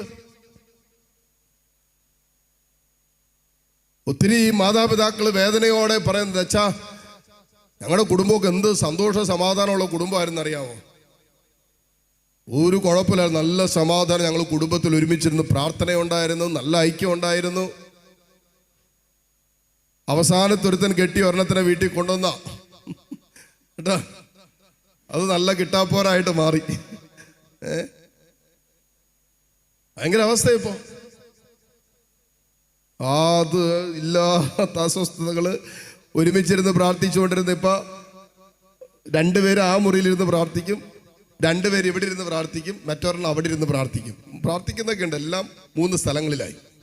ഒരുമിച്ചിരുന്ന് ഭക്ഷണം കഴിച്ചുകൊണ്ടിരുന്ന ഇപ്പൊ ബാക്കി അവിടെ, ബാക്കിയുള്ള മോളില് എല്ലാം ഭിന്നിച്ച് എല്ലാ അസ്വസ്ഥകളായി. എന്നിട്ടും അച്ഛാ എന്നാ ചെയ്യാനച്ഛാ, മകന്റെ ഭാര്യയായി പോയില്ലേ, വല്ലതും പറയാൻ പറ്റുമോ? ഇനിയിപ്പോൾ ഞങ്ങൾ എന്താ പറയാ, ഞങ്ങൾ വല്ലതും പറഞ്ഞാൽ ഇനി അതിൻ്റെ പേരിൽ നിങ്ങൾ നല്ല അമ്മ വല്ലതും പറഞ്ഞ്, അപ്പം വല്ലതും പറഞ്ഞ് അതിൻ്റെ പേരിൽ എന്തെങ്കിലും പ്രശ്നം ഉണ്ടായാലോ? പിന്നെ അവസാനം അതും ഇവരുടെ തലയിൽ കിടക്കും. അതുകൊണ്ട് പറയാ, അച്ഛാ ഞങ്ങളെല്ലാം കണ്ണടയ്ക്കുക, അങ്ങോട്ട് പൊട്ടേ നോക്കുക, കരുണ കാണിക്കുക. മറ്റൊരു വാക്ക് പറഞ്ഞാൽ കരുണ കാണിക്കുക. ഹല്ലേലൂയ. സ്വരമെടുത്ത് പറഞ്ഞേ ഹല്ലേലൂയ, ഹല്ലേലൂയ. ആണോ? അപ്പോ ജോസഫ് തൻ്റെ ജീവിതത്തിൽ ഇന്നലകളിൽ അത്ര കണ്ട് മുറിവേറ്റിട്ടും, അത്ര കണ്ട് തിരസ്കരിക്കപ്പെട്ടിട്ടും, അത്ര കണ്ട് ഉപേക്ഷിക്കപ്പെട്ടിട്ടും, തകർക്കപ്പെട്ടിട്ടും ഈ സഹോദരങ്ങൾ കൺമുമ്പിൽ നിൽക്കുമ്പോൾ അവരോട് പുഞ്ചിരിയോടെ, ഒരു ഭാവവ്യത്യാസമില്ല, അവരുടെ മുമ്പിൽ വെച്ച് ഒരു ഭാവവ്യത്യാസം ആദ്യം കാണിച്ചില്ല. ഇവരെ കണ്ടപ്പോൾ അവരോടുള്ള സ്നേഹം കൂടിയിട്ട് സഹോദരങ്ങളാണെന്ന് മനസ്സിലായിട്ട് ജോസഫ് എന്നാ ചെയ്യുന്നത്, ജോസഫ് പുറകേട്ട് പോയി അവിടെ ഒളിച്ചിരുന്ന് കരഞ്ഞു. ഇവരാണ് എന്നെ ഉപേക്ഷിച്ചതെന്ന് ഓർത്തിട്ടല്ല, ഇവരാണ് അവരെ സ്വന്തം കൂടപ്പിറപ്പുകളെ കണ്ടപ്പോ സ്നേഹം നിറഞ്ഞിട്ട് ജോസഫ് വാവിട്ട് കരഞ്ഞു. ജോസഫ് പറഞ്ഞു, നിങ്ങൾ എനിക്ക് തിന്മ ചെയ്തത് മുഴുവൻ തിന്മയെ, പക്ഷേ ദൈവം എന്നോട് കരുണ കാണിച്ചു. മറ്റൊരു വാക്കി പറഞ്ഞ ദൈവമാണ് നിങ്ങളിലൂടെ. എന്നിട്ട് അവർക്ക് വേണ്ടതെല്ലാം ചെയ്തു കൊടുത്തില്ലേ? സംസാരത്തിൽ പോലും അവരെ മുറിപ്പെടുത്തിയോ? ഇല്ല. ഹല്ലേലൂയ. അല്ലാതെ പറഞ്ഞേ ഹല്ലേലൂയ. ഇരുകരങ്ങൾ ഉയർത്തി പറഞ്ഞേ ഹല്ലേലൂയ. സ്വരം ഉയർത്തി പറഞ്ഞേ ഹല്ലേലൂയ, ഹല്ലേലൂയ, ഹല്ലേലൂയ. കരങ്ങൾ ഉയർത്തി ഒന്ന് സ്തുതിക്കാവോ? Hallelujah, hallelujah. കർത്താവേ, ഞങ്ങളുടെ സംസാരത്തിൽ കരുണ കാണിക്കാൻ കിട്ടിയ എത്രയോ അവസരങ്ങൾ ഉണ്ടായിട്ടുണ്ട് കർത്താവെ. ഞങ്ങൾ മുറിവേറ്റത് കൊണ്ട്, ഞങ്ങൾക്ക് മനസ്സിന് വേദനകൾ ഉണ്ടായതുകൊണ്ട് കർത്താവെ, കരുണ കാണിക്കാൻ പറ്റാതെ പോയ ജീവിതത്തിൻ്റെ ഇന്നലകളുണ്ടായി. മുറിയപ്പെടുമ്പോഴും, മുറിക്കപ്പെടുമ്പോഴും, തകർന്നു പോകുമ്പോഴും, തകർക്കപ്പെടുമ്പോഴും, കാൽവരി കുരിശിൽ കടന്ന് ഇഞ്ചിഞ്ചായും മരണവേദന അനുഭവിക്കുമ്പോഴും യേശുവേ, നീ ഞങ്ങളോട് കരുണ കാണിച്ചല്ലോ. Hallelujah, hallelujah, hallelujah, hallelujah. ഈ കാരുണ്യത്തിൻ്റെ അഭിഷേകം ഞങ്ങളിലേക്ക് എടുക്കണമേ. ഈ കരുണയുടെ കുരിശിൽ വെളിപ്പെടുത്തിയ കരുണയുടെ അഭിഷേകം ഞങ്ങളുടെ ഹൃദയങ്ങളിലേക്ക് എടുക്കണമേ കർത്താവേ. ഈ കരുണയുടെ അഭിഷേകം കൊണ്ട് ഞങ്ങളെ പൊതിഞ്ഞ് പിടിക്കണമേ, പൊതിഞ്ഞ് പിടിക്കണമേ.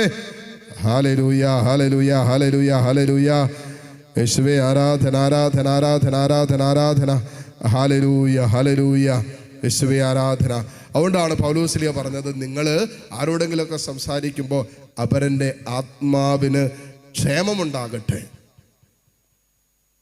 അവൻ്റെ ആത്മാവിന് വളർച്ചയുണ്ടാകട്ടെ. ഹല്ലേലൂയ. അങ്ങനെ നമുക്കൊന്ന് അല്പം ശ്രദ്ധയോടെ, നമുക്ക് പലപ്പോഴും അശ്രദ്ധയോടെ നമ്മൾ പലതും പറയും, ശരിയാണ്. എന്നാലും പലപ്പോഴെങ്കിലും അല്പം ശ്രദ്ധയോടെ അവരിനോട് കരുണാർദ്രമായി സംസാരിക്കാൻ നമുക്ക് പറ്റിയാലുണ്ടല്ലോ, കർത്താവിൻ്റെ കാരുണ്യത്തിലാണ് നമ്മൾ പങ്കുചേരുന്നത്. പോട്ടെ, ചില വാക്കുകളാണ് പോട്ടെ, നമ്മൾ പറയുന്നത് പോട്ടെ, വളരെ നിസ്സാര കാര്യങ്ങൾ പോട്ടെ അല്ലേ. അങ്ങനെ വിചാരിച്ചാൽ തന്നെ എന്തോരം കുടുംബങ്ങളിൽ കുറെ അസ്വസ്ഥതകളുണ്ടാവും. ഭാര്യയല്ലേ പോട്ടെ, ഭർത്താവല്ലേ പോട്ടെ, എനിക്കറിയാലോ എൻ്റെ ഭർത്താവിനെ, എനിക്കറിയാലോ എൻ്റെ ഭാര്യ, എനിക്കറിയാലോ എൻ്റെ കുഞ്ഞുങ്ങളുടെ സ്വഭാവം. പോട്ടെടി, അമ്മയല്ലേ പറഞ്ഞു പോട്ടെ, അപ്പനല്ലേ പറഞ്ഞു പോട്ടെ. ഹല്ലേലൂയ. ക്ഷമിക്കാൻ തീരുമാനമെടുക്കുന്നുണ്ടല്ലോ, ക്ഷമിക്കാൻ തീരുമാനമെടുക്കുന്നത് കരുണ കാണിക്കുന്നത് തന്നെയാണ്, ഒരു സംശയമില്ല കേട്ടോ. ഹല്ലേലൂയ. അതുകൊണ്ട് നാളെ കാരുണ്യ പ്രവർത്തികളിൽ ഏറ്റവും പ്രധാനപ്പെട്ട കാരുണ്യ പ്രവൃത്തി എന്നാണെന്നറിയാവോ? ആരോടെങ്കിലും വെറുപ്പുണ്ടെങ്കിൽ, ആരോടെങ്കിലും ക്ഷമിക്കാത്ത ഉണ്ടെങ്കിൽ അവരുടെ വീട്ടിലേക്ക് കയറി ചെല്ലുക. ഉറപ്പായിട്ട് തല്ല് കിട്ടും. ഉറപ്പായിട്ട് നിങ്ങൾക്ക് തല്ല് കിട്ടും. ആരെങ്കിലുമൊക്കെ കൂട്ടിയിട്ട് വേണം പോകാനായിട്ട്. അടിയെങ്ങനെ ഉണ്ടായാലും ഇറങ്ങി ഓടാനുള്ള സകല തീരുമാനങ്ങൾ എടുത്തിട്ടേ പോകാം. പക്ഷേ നമ്മുടെ ഹൃദയത്തിൽ നിന്നും അവനോടും അവളോടുള്ള വെറുപ്പ് ഉപേക്ഷിക്കുമ്പോൾ ഈ കർത്താവിൻ്റെ കരുണ അനുഭവിച്ചവനായിട്ട് മാറുക. അവൻ ചിലവരുണ്ട്, അച്ഛാ ഞാൻ ക്ഷമിച്ചച്ചാ, ഞാൻ ഏതെങ്കിലുമൊക്കെ രീതിയിലൊക്കെ അതൊന്ന് കോംപ്രമൈസ് ചെയ്യാനായിട്ട് അവരുടെ വീട്ടിൽ ചെന്നച്ചാ, ഞങ്ങളെക്കൊണ്ട് ചെയ്യാൻ പറ്റുന്ന എല്ലാം ഞങ്ങൾ ചെയ്തു. എന്നിട്ട് അവരടുക്കുന്നില്ല, അവരൊന്നിനും കൂട്ടാക്കുന്നില്ല. എന്നാ ചെയ്യും? അവർ ക്ഷമിക്കുന്നില്ല. ഞങ്ങളെ കൊണ്ട് ചെയ്യാൻ പറ്റും, ക്ഷമിക്കാൻ പറ്റുന്ന എല്ലാം ഞങ്ങൾ ചെയ്തു. പക്ഷെ അവർ ഒരു വിധത്തിലും വീട്ടിൽ കയറരുതാ പറഞ്ഞത്. വീട്ടിൽ കയറിയ കാലുമുട്ട് തല്ലി ഓടിക്കുന്ന പറഞ്ഞേക്കുന്നത്. എന്നാ ചെയ്യുക? പോകാതിരിക്കാനും പറ്റില്ല. അപ്പൊ എന്നാ ചെയ്യും?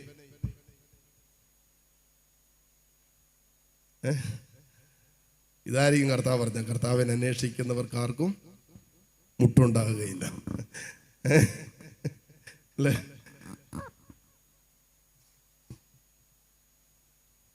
നമ്മളൊരു കാര്യം മനസ്സിലാക്കി, നമ്മുടെ ഹൃദയം കൊണ്ട് നമുക്ക് ക്ഷമിക്കാൻ പറ്റിയാൽ, അവരെ നമ്മളോട് ക്ഷമിക്കോ ക്ഷമിക്കാതിരിക്കുവോ, നമ്മളതേക്കുറിച്ച് അസ്വസ്ഥരാകേണ്ട കാര്യമില്ല. നമ്മുടെ ഹൃദയം വെടിപ്പായിരിക്കട്ടെ, ശുദ്ധമായിരിക്കട്ടെ. ഹല്ലേലൂയ. നമ്മുടെ മനസാക്ഷി നമ്മെ കുറ്റപ്പെടുത്താതിരിക്കട്ടെ. അതാണ് പ്രധാനപ്പെട്ടത്. നമ്മൾ ചെയ്യാവുന്നതൊക്കെ ചെയ്തു, നന്മ ചെയ്തു, അത്രയൊക്കെ ചെയ്തിട്ട് നമ്മൾ അവർക്ക് കൊടുക്കാവുന്നതും കൊടുത്തു, അതിനപ്പുറവും കൊടുത്തു, സ്നേഹിച്ചു, അവരെക്കുറിച്ച് നല്ലത് പറഞ്ഞു. എന്നിട്ടും നിങ്ങളെക്കുറിച്ചൊരു നല്ല വാക്ക് പറയുന്നില്ല, നിങ്ങളെക്കുറിച്ച് ചീത്ത തന്നെ പറഞ്ഞുകൊണ്ടിരിക്കുന്നത്, നിങ്ങൾ പറ്റിച്ചെന്നും ചതിച്ചെന്നൊക്കെ തന്നെയാണ് പറഞ്ഞുകൊണ്ടിരിക്കുന്നത്. പറഞ്ഞോട്ടെ, അത് സ്വീകരിക്കാൻ നിങ്ങളുടെ ഹൃദയത്തെ രൂപപ്പെടുത്തുമ്പോൾ കർത്താവിൻ്റെ കരുണയുടെ ഹൃദയമാണ് നാം സ്വന്തമാക്കുന്നത്. ഹല്ലേലൂയ. സ്വരമെടുത്ത് പറഞ്ഞേ ഹല്ലേലൂയ. പലതരമെടുത്ത് പറഞ്ഞേ ഹല്ലേലൂയ, ഹല്ലേലൂയ. അതുകൊണ്ടാണ് യാക്കോബിൻ്റെ ലേഖനത്തിലേക്ക് വരുമ്പോൾ വളരെ മനോഹരമായിട്ട് യാക്കോബ് ശ്ലീഹ 3-ാം അധ്യായം മുഴുവൻ പറയുന്നത് സംസാരത്തിൽ കരുണ കാണിക്കുന്നതിനെ കുറിച്ചാണ്. യാക്കോബിൻ്റെ ലേഖനം 3-ാം അധ്യായത്തിൻ്റെ ആരംഭ വചനങ്ങളൊന്ന് വായിക്കാവോ? 1-2 വചനങ്ങളൊന്ന് വായിക്കാവോ? 2-ാമത്തെ വചനം വായിക്കേ. 3:2 യാക്കോബ് ശ്ലീഹ 3:2. നാം എല്ലാവരും പല വിധത്തിൽ തെറ്റ് ചെയ്യുന്നു. നാം എല്ലാവരും പല വിധത്തിൽ തെറ്റ് ചെയ്യുന്നു. സംസാരത്തിൽ തെറ്റു പറ്റാത്ത ഏവനും പൂർണ്ണനാണ്. പിന്നെ പറയാണ്, തൻ്റെ ശരീരത്തെ മുഴുവൻ നിയന്ത്രിക്കാൻ അവന് കഴിയും. പറയാണ്, നമ്മളെല്ലാവരും പല വിധത്തിൽ തെറ്റ് ചെയ്യുന്നു, എന്നാൽ സംസാരത്തിൽ തെറ്റു പറ്റാതിരുന്നാൽ നമ്മൾ പൂർണ്ണരായിട്ട് മാറും. എത്ര കണ്ട് നമ്മുടെ സംസാരം ശ്രദ്ധിക്കണമെന്ന് നോക്കിക്കേ. നിങ്ങൾ ലൂക്കായുടെ സുവിശേഷം അതിൻ്റെ 10-ാം അധ്യായത്തിലേക്ക് ഒന്ന് വരാമോ? ലൂക്കായുടെ സുവിശേഷം അതിൻ്റെ 10-ാം അധ്യായത്തിലേക്ക്.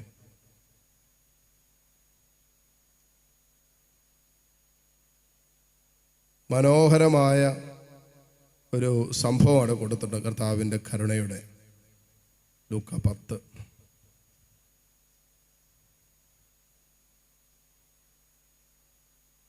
കിട്ടിയോ? 10-ാം അധ്യായം അതിൻ്റെ 25 മുതലുള്ള വചനങ്ങൾ. അതെന്നെ എഴുതിയ തലക്കെട്ടൊന്ന് വായിക്കാവോ? നല്ല സമരിയാക്കാരൻ്റെ ഉപമ. പിന്നെ വായിച്ചോ. രക്ഷിക്കാനായിട്ട് ചോദിച്ചതെല്ലാം കഴിഞ്ഞിട്ട് നിത്യജീവൻ അവകാശമാക്കാൻ ഞാൻ എന്ത് ചെയ്യണം? നിത്യജീവൻ അവകാശമാക്കാൻ എന്ത് ചെയ്യണം? ഇത് സ്വന്തമാക്കാൻ വേണ്ടിയാണല്ലോ നമ്മൾ ഈ ചെയ്യുന്നതൊക്കെ. അവൻ ചോദിച്ചു, നിയമത്തിൽ എന്ത് എഴുതിയിരിക്കുന്നു? നീ എന്ത് വായിക്കുന്നു? അവൻ ഉത്തരം പറഞ്ഞു, നിന്റെ ദൈവമായ കർത്താവിനെ പൂർണ്ണ ഹൃദയത്തോടും പൂർണ്ണ ആത്മാവോടും പൂർണ്ണ ശക്തിയോടും പൂർണ്ണ മനസ്സോടും കൂടെ സ്നേഹിക്കണം, നിന്റെ അയൽക്കാരനെയും നിന്നെ പോലെ സ്നേഹിക്കണം.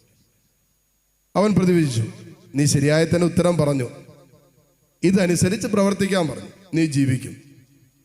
അപ്പോൾ അവൻ ചോദിച്ചു, തന്നെ സാധൂകരിക്കാൻ ആഗ്രഹിച്ച് യേശുവിനോട് ചോദിച്ചു, ആരാണ് എൻ്റെ അയൽക്കാരൻ?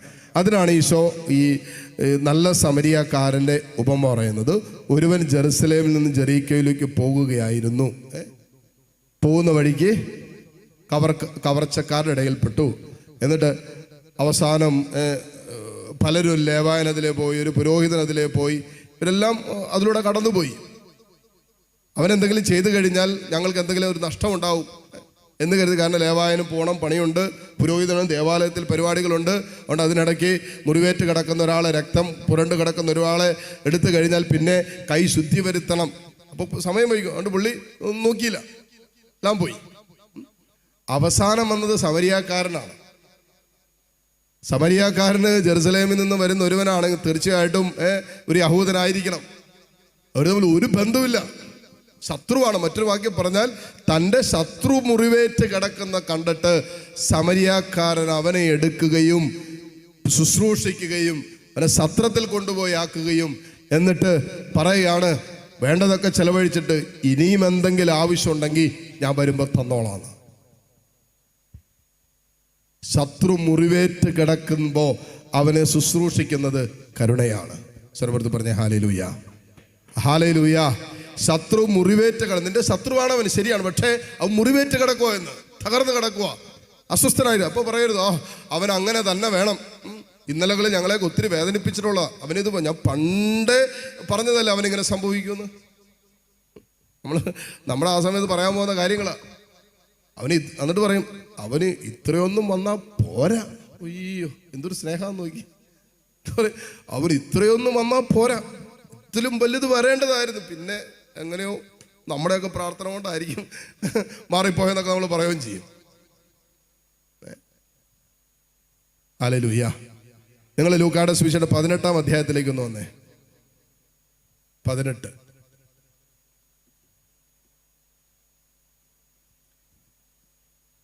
18-ന്റെ 9 മുതലുള്ള വചനങ്ങൾ, അതിൻ്റെ തലക്കെട്ടൊന്ന് കണ്ടേ. ഫരിസേയനും ചുങ്കക്കാരനും രണ്ടുപേരും പ്രാർത്ഥിക്കുക. ഫരിസേയനും ചുങ്കക്കാരനും. ഫരിസേയന്റെ പ്രാർത്ഥനയിലും മുഴുവനും ഫരിസേയനെ കുറിച്ചല്ല പലതും പറയുന്നത്. പിന്നെ ആരെ കുറിച്ചാ? കേട്ടായിരുന്നോ? രണ്ടുപേര് പ്രാർത്ഥിക്കാൻ ഒരാൾ ഫരിസേനും, മറ്റേ ഫരിസേൻ നിന്നുകൊണ്ട് ഇങ്ങനെ പറഞ്ഞു, ദൈവമേ ഞാൻ നിനക്ക് നന്ദി പറയുന്നു. കാരണം എന്താ? ഞാൻ അക്രമികളും നീതിരഹിതരും വ്യഭിചാരികളുമായ മറ്റു മനുഷ്യരെ പോലെയോ ഈ ചുങ്കക്കാരനെ പോലെയല്ല. പുള്ളി പ്രാർത്ഥനയിൽ മുഴുവൻ സ്വന്തം കാര്യമല്ല പറഞ്ഞുകൊണ്ടിരിക്കുന്നത്, നാട്ടുകാരുടെ കാര്യം. ചിലർ കുമ്പസാരിക്കാൻ വരുമ്പോഴൊക്കെ എങ്ങനെയാ, അതുകൊണ്ട് അവരെ പ്രത്യേകം പറയുന്നത് കുമ്പസാരമാണ് കേട്ടോ, ശ്രദ്ധിക്കണം. സ്വന്തം പാപം ഒന്നുമില്ല, ചിലപ്പോൾ ജീവിത പങ്കാളിയുടെ കുറ്റം തന്നെ ആയിരിക്കും പറഞ്ഞുകൊണ്ടിരിക്കുന്നത്, അല്ലെങ്കിൽ മക്കളുടെ കുറ്റം തന്നെ ആയിരിക്കും പറയുന്നത്. അത് കുമ്പസാരമല്ല കേട്ടോ. കുമ്പസാരത്തിൽ എൻ്റെ ആത്മാവിലുണ്ടാവുന്ന അനുതാപം, നിത്യമായി സ്നേഹിക്കപ്പെടേണ്ട എൻ്റെ കർത്താവിനെ സ്നേഹിക്കാൻ പറ്റാതെ പോയ എൻ്റെ ജീവിതത്തിൻ്റെ അനുഭവങ്ങളെ ഓർത്ത്, ആ സ്നേഹത്തെ തിരസ്കരിച്ച തള്ളിക്കളഞ്ഞ അനുഭവങ്ങൾ ഓർത്ത് എൻ്റെ മനസ്സിലുണ്ടാകുന്ന ഒരു അനുതാപമുണ്ടല്ലോ, ഒരു വേദനയുണ്ടല്ലോ, അതിൻ്റെ ഏറ്റുപറച്ചിലാണ് കുമ്പസാരം. അപ്പോൾ നാട്ടുകാരുടെ, വീട്ടുകാരുടെ, കുടുംബക്കാരുടെ വിശേഷം പറയുന്നല്ല കുമ്പസാരം. ഇത് പറഞ്ഞ എന്താണെന്ന് വെച്ചാൽ അനേകർക്ക് ഒരു തെറ്റിദ്ധാരണ ഈ വിഷയത്തിൽ കിടപ്പുണ്ട്. അപ്പോൾ കുമ്പസാരിക്കുമ്പോൾ നമ്മൾ ചെയ്യേണ്ട ഒറ്റ കാര്യമുള്ളൂ, ഞാൻ എങ്ങനെ എൻ്റെ ഈശോയെ മുറിപ്പെടുത്തി, ആ സ്നേഹത്തിൽ മുറിവുണ്ടാക്കി, ഇത് മാത്രം പറഞ്ഞാൽ മതി. Hallelujah, hallelujah. ഇവിടെ സംസാരത്തിൽ പോലും ഒരു കരുണ കാണിക്കുന്നില്ല. പ്രാർത്ഥിക്കുമ്പോൾ സ്വയം ന്യായീകരിച്ചുകൊണ്ട് കൂടെ പ്രാർത്ഥിച്ചുകൊണ്ടിരിക്കുന്നവനെ അല്പം കൂടെ താഴ്ത്തിക്കെട്ടിക്കൊണ്ട് പ്രാർത്ഥിച്ചുകൊണ്ടിരിക്കുന്നത്. പ്രാർത്ഥനയിൽ കരുണ കാണിക്കണമെന്നാണ് വിശുദ്ധ ഫൗസ്റ്റീന നമ്മളോട് പറഞ്ഞത്. പ്രാർത്ഥനയിലെങ്കിലും നമ്മൾ കരുണ കാണിക്കും. ചിലപ്പോൾ നമുക്ക് പ്രാർത്ഥന കൊണ്ടേ കരുണ കാണിക്കാൻ പറ്റും. സ്വരമെടുത്ത് പറയാമോ? Hallelujah, hallelujah. നമുക്കല്ലാതെ കരുണ കാണിക്കാൻ പറ്റാത്ത സാഹചര്യങ്ങളൊക്കെ നമ്മുടെ ജീവിതത്തിലുണ്ടാവും. നമുക്ക് ചിലപ്പോൾ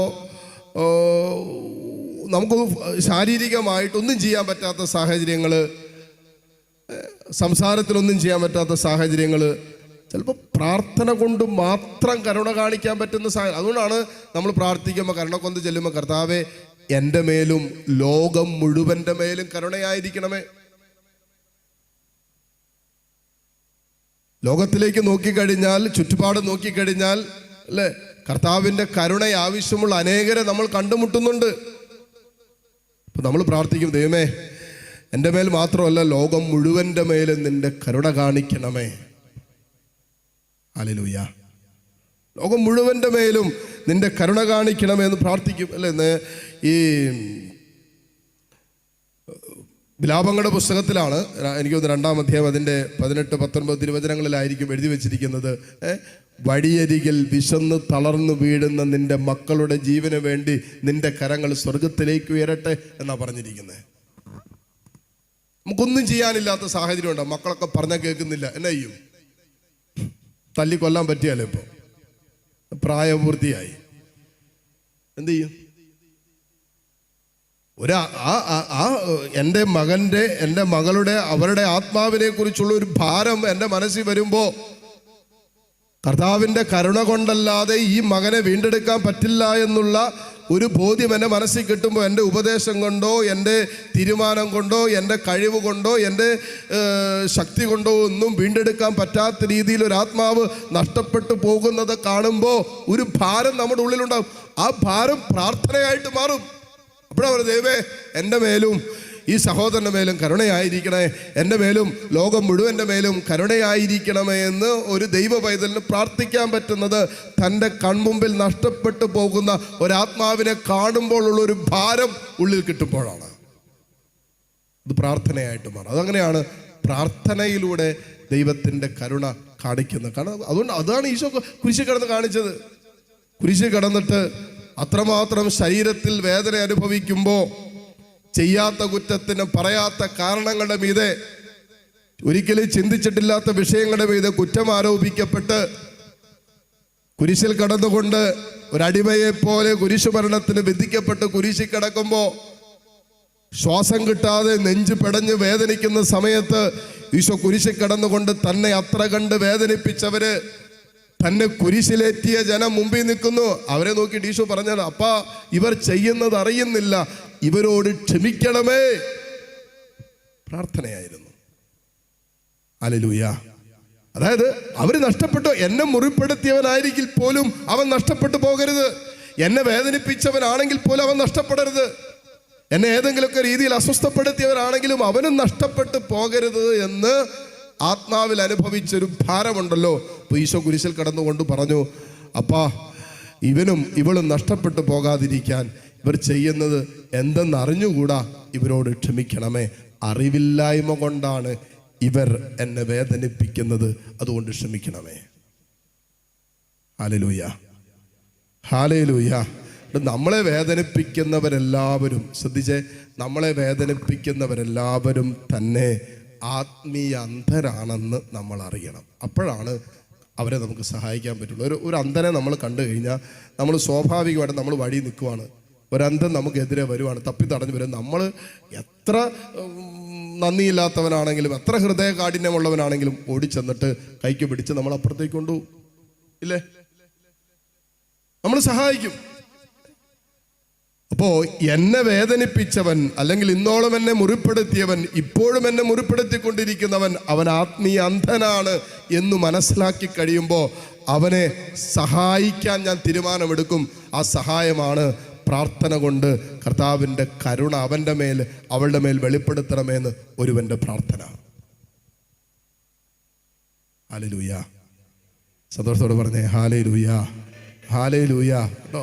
അപ്പോൾ സംസാരത്തിലും പ്രവൃത്തിയിലും പ്രാർത്ഥന കൊണ്ട് നമുക്കൊന്നും ചെയ്യാനില്ലാത്ത സാഹചര്യങ്ങളിൽ പ്രാർത്ഥന മാത്രമേ സാധ്യമാകുന്ന അനുഭവങ്ങളിൽ പ്രാർത്ഥന കൊണ്ട് കരുണ കാണിക്കണമെന്നേ, അവർക്ക് വേണ്ടി പ്രാർത്ഥിക്കണം. ചിലപ്പോൾ നമ്മൾ പ്രാർത്ഥിച്ചുകൊണ്ടിരിക്കുമ്പോഴും ആർക്ക് വേണ്ടിയാണ് നമ്മൾ പ്രാർത്ഥിക്കുന്നത്? അവർ നമ്മളെ സ്നേഹിക്കണമെന്നോ മനസ്സിലാക്കണമെന്നോ നല്ല വാക്ക് പറയണമെന്നോ അവരുടെ ജീവിതത്തിലൊരു മാറ്റം നമ്മുടെ കൺമുമ്പിൽ ഉണ്ടാകണമെന്നൊന്നും ഒരു നിർബന്ധവുമില്ല. ബട്ട് സ്റ്റിൽ ഞാൻ പ്രാർത്ഥിച്ചുകൊണ്ടിരിക്കുക. ഹല്ലേലൂയ. സ്വരമെടുത്ത് പറഞ്ഞേ ഹല്ലേലൂയ, ഹല്ലേലൂയ. കഴിഞ്ഞ ദിവസം ഒരു അച്ഛൻ എന്നെ വിളിച്ചിട്ട് പറഞ്ഞു, അച്ഛാ ഒരു പയ്യനുണ്ട്, അവനൊന്ന് അവിടെ നിർത്താവോ? ചോദിച്ചു, എന്നാ അച്ഛാ? അത് വല്ലാത്ത ബുദ്ധിമുട്ടാണ്, പയ്യൻ വല്ലാത്ത മോശമാണ്, വീട്ടിലൊക്കെ വല്ലാത്ത പ്രശ്നമാണ്. പക്ഷേ കർത്താവിൻ്റെ ഒരു സന്ദേശമുണ്ട്, അവൻ നന്നാകുമെന്ന്. പക്ഷെ അല്പം കാത്തിരിക്കണം. പ്രാർത്ഥിച്ചുകൊണ്ടിരിക്കുക. ഇപ്പം തന്നെ പ്രാർത്ഥിക്കാൻ തുടങ്ങിയിട്ട് കുറച്ച് മാസങ്ങളായി. മാസങ്ങളല്ല അച്ഛാ, വർഷങ്ങളോളം അവന് വേണ്ടി പ്രാർത്ഥിക്കണമെന്നാണ് സന്ദേശം കിട്ടിയിരിക്കുന്നത്. പ്രാർത്ഥിച്ചുകൊണ്ടിരിക്കുക. ഇപ്പോൾ സകല അലമ്പും സകല മോശ ജീവിതം നയിച്ചുകൊണ്ടിരിക്കുന്നത്. 12-22 വയസ്സ് പ്രായമുള്ള പയ്യന്. പക്ഷെ പ്രാർത്ഥിച്ചുകൊണ്ടിരിക്കുക. അച്ഛൻ പറഞ്ഞു, അച്ഛൻ പ്രാർത്ഥിച്ചുകൊണ്ടിരിക്കുക, കർത്താവ് ഇടപെടും. ഏതായാലും കർത്താവ് അങ്ങനെ ഒരു സന്ദേശം തന്നിട്ടുണ്ട്. അതുകൊണ്ട് എത്ര നാളാണെങ്കിലും കുഴപ്പമില്ല, അവനെ ഏതറ്റം വരെ പോയാലും കർത്താവ് സംരക്ഷിക്കാൻ പരിപാലിക്കാൻ വേണ്ടി പ്രാർത്ഥിച്ചുകൊണ്ടിരിക്കുക. തിരിച്ചു വരവിന് വേണ്ടി പ്രാർത്ഥിച്ചുകൊണ്ടിരിക്കുക. ഹല്ലേലൂയ. സർവ്വത്ത് പറഞ്ഞേ ഹല്ലേലൂയ, ഹല്ലേലൂയ, ഹല്ലേലൂയ. നമ്മുടെയൊക്കെ കുടുംബങ്ങളിൽ തന്നെ ഇന്നലകളിലേക്ക് നോക്കിയാൽ നമ്മുടെ കുടുംബാംഗങ്ങൾ പലരും ഇന്ന് കർത്താവിൻ്റെ സ്നേഹത്തിലേക്ക് എത്തി നിൽക്കുന്നത് നമ്മുടെ പലരുടെയും കണ്ണുനീരും പ്രാർത്ഥന കൊണ്ടൊക്കെ അല്ലേ? സഭയുടെ ചരിത്രം നോക്കിയേ, അഗസ്റ്റിൻ വിശുദ്ധനായിട്ട് മാറിയത് ആരുടെ പ്രാർത്ഥന കൊണ്ടാണെന്നാണ് പറയുന്നത്? ഉണിക്ക പുണ്യവരുടെ കണ്ണുനീരോടുകൂടിയുള്ള പ്രാർത്ഥനയാണ്. 1-2 ദിവസമൊന്നുമല്ല കേട്ടോ, വർഷങ്ങളോളം ഒരമ്മ കണ്ണുനീരൊഴുക്കി തമ്പുരാൻ്റെ സാന്നിധ്യത്തിൻ്റെ മുമ്പിൽ കണ്ണുനീരൊഴുക്കി പ്രാർത്ഥിച്ചതിൻ്റെ ഫലമാണ് ഇന്നാൾ താരയിൽ നമ്മൾ വണങ്ങുന്ന വിശുദ്ധനായി മാറിയ അഗസ്റ്റിൻ. പാപം ചെയ്യാനേ രാവിലെ എഴുന്നേൽക്കുമ്പോൾ പുള്ളി ആദ്യം ചിന്തിക്കുന്നത് എങ്ങനെയാണ്? ഇന്ന് ഏതൊക്കെ വഴിയിലൂടെ പാപം ചെയ്യാം, ആരോടൊക്കെ കൂടെ പാപം ചെയ്യാം. അങ്ങനെ ചിന്തിക്കുകയും ജീവിക്കുകയും ചെയ്തിരുന്ന ഒരു മകനെ വിശുദ്ധനാക്കി മാറ്റാൻ ഒരമ്മ തമ്പുരാന്റെ സന്നിധിയിൽ പൊഴിച്ച കണ്ണുനീരിൻ്റെ അളവ് അളക്കാൻ പറ്റാത്ത കണ്ണുനീരാണ്. പക്ഷേ പ്രാർത്ഥന കൊണ്ട് ആ മകന്റെ മേൽ സ്വർഗത്തിൻ്റെ കാരുണ്യം വിളിച്ചിറക്കിയവളാണ് വിശുദ്ധ മോണിക്ക പുണ്യവതി. ഹല്ലേലൂയ. നമുക്കറിയാം, വിശുദ്ധ അല്ലെങ്കിൽ സ്തെഫാനോസ് മരിക്കുന്ന സമയത്ത് വസ്ത്രങ്ങളൊക്കെ സൂക്ഷിച്ചുകൊണ്ടിരുന്നവരാണ് ഈ പറയുന്ന സാവൂൾ. അല്ലെങ്കിൽ ക്രിസ്ത്യാനികളെ കൊന്നൊടുക്കാൻ വേണ്ടി ആവേശത്തോട് ഓടി നടന്നവനാണ്. പക്ഷേ ആ സ്തെഫാനോസിന്റെ രക്തസാക്ഷിത്വത്തിന്റെ വേളയിൽ വെളിപ്പെട്ട കർത്താവിന്റെ കരുണയുണ്ടല്ലോ, അത് സാവൂളിനെ പൗലോസാക്കി മാറ്റി. സർവ്വത്ത് പറയാവോ ഹല്ലേലൂയ, ഹല്ലേലൂയ, ഹല്ലേലൂയ. യേശുവേ നന്ദി, യേശുവേ സ്തുതി. അറിയാം, മരിയാഗോരത്തിയെ കൊലപ്പെടുത്തിയ അലക്സാണ്ടർ വിശുദ്ധനായിട്ട് മാറിയില്ലേ? മരിയാഗോരത്തി മരണക്കിടക്കയിൽ കിടന്നുകൊണ്ട് തന്നെ പാപത്തിന് നിർബന്ധിക്കുകയും പാപം ചെയ്യാൻ വിസമ്മതിച്ചപ്പോൾ തന്നെ കൊലപ്പെടുത്താൻ കത്തികൊണ്ട് കുത്തിയിറക്കിയ ആ അലക്സാണ്ടറിനോട് മരണക്കിടക്കയിൽ കിടന്ന് ക്ഷമിച്ചപ്പോൾ, കരുണ കാണിച്ചപ്പോൾ അലക്സാണ്ടറിന്റെ ആത്മാവിനെ സ്വർഗത്തിന് വേണ്ടി നേടാൻ മരിയാഗോരത്തിക്ക് പറ്റി. Hallelujah, hallelujah, hallelujah. നമുക്ക് നമ്മുടെ ഈ നാട്ടിൽ തന്നെയുണ്ട് അല്ലേ? നമുക്ക് അറിയാവുന്ന വിശുദ്ധയാണ്, രക്തസാക്ഷിയാണ് വിശുദ്ധ റാണി മരിയ. റാണി മരിയയുടെ ചരിത്രമൊക്കെ വായിക്കുമ്പോൾ നമുക്കറിയാം, റാണി മരിയ കൊലപ്പെടുത്തിയ ആ ഘാതകനെ വീട്ടിൽ കൊണ്ടുവന്ന് സ്വന്തം മകളെ കൊലപ്പെടുത്തിയ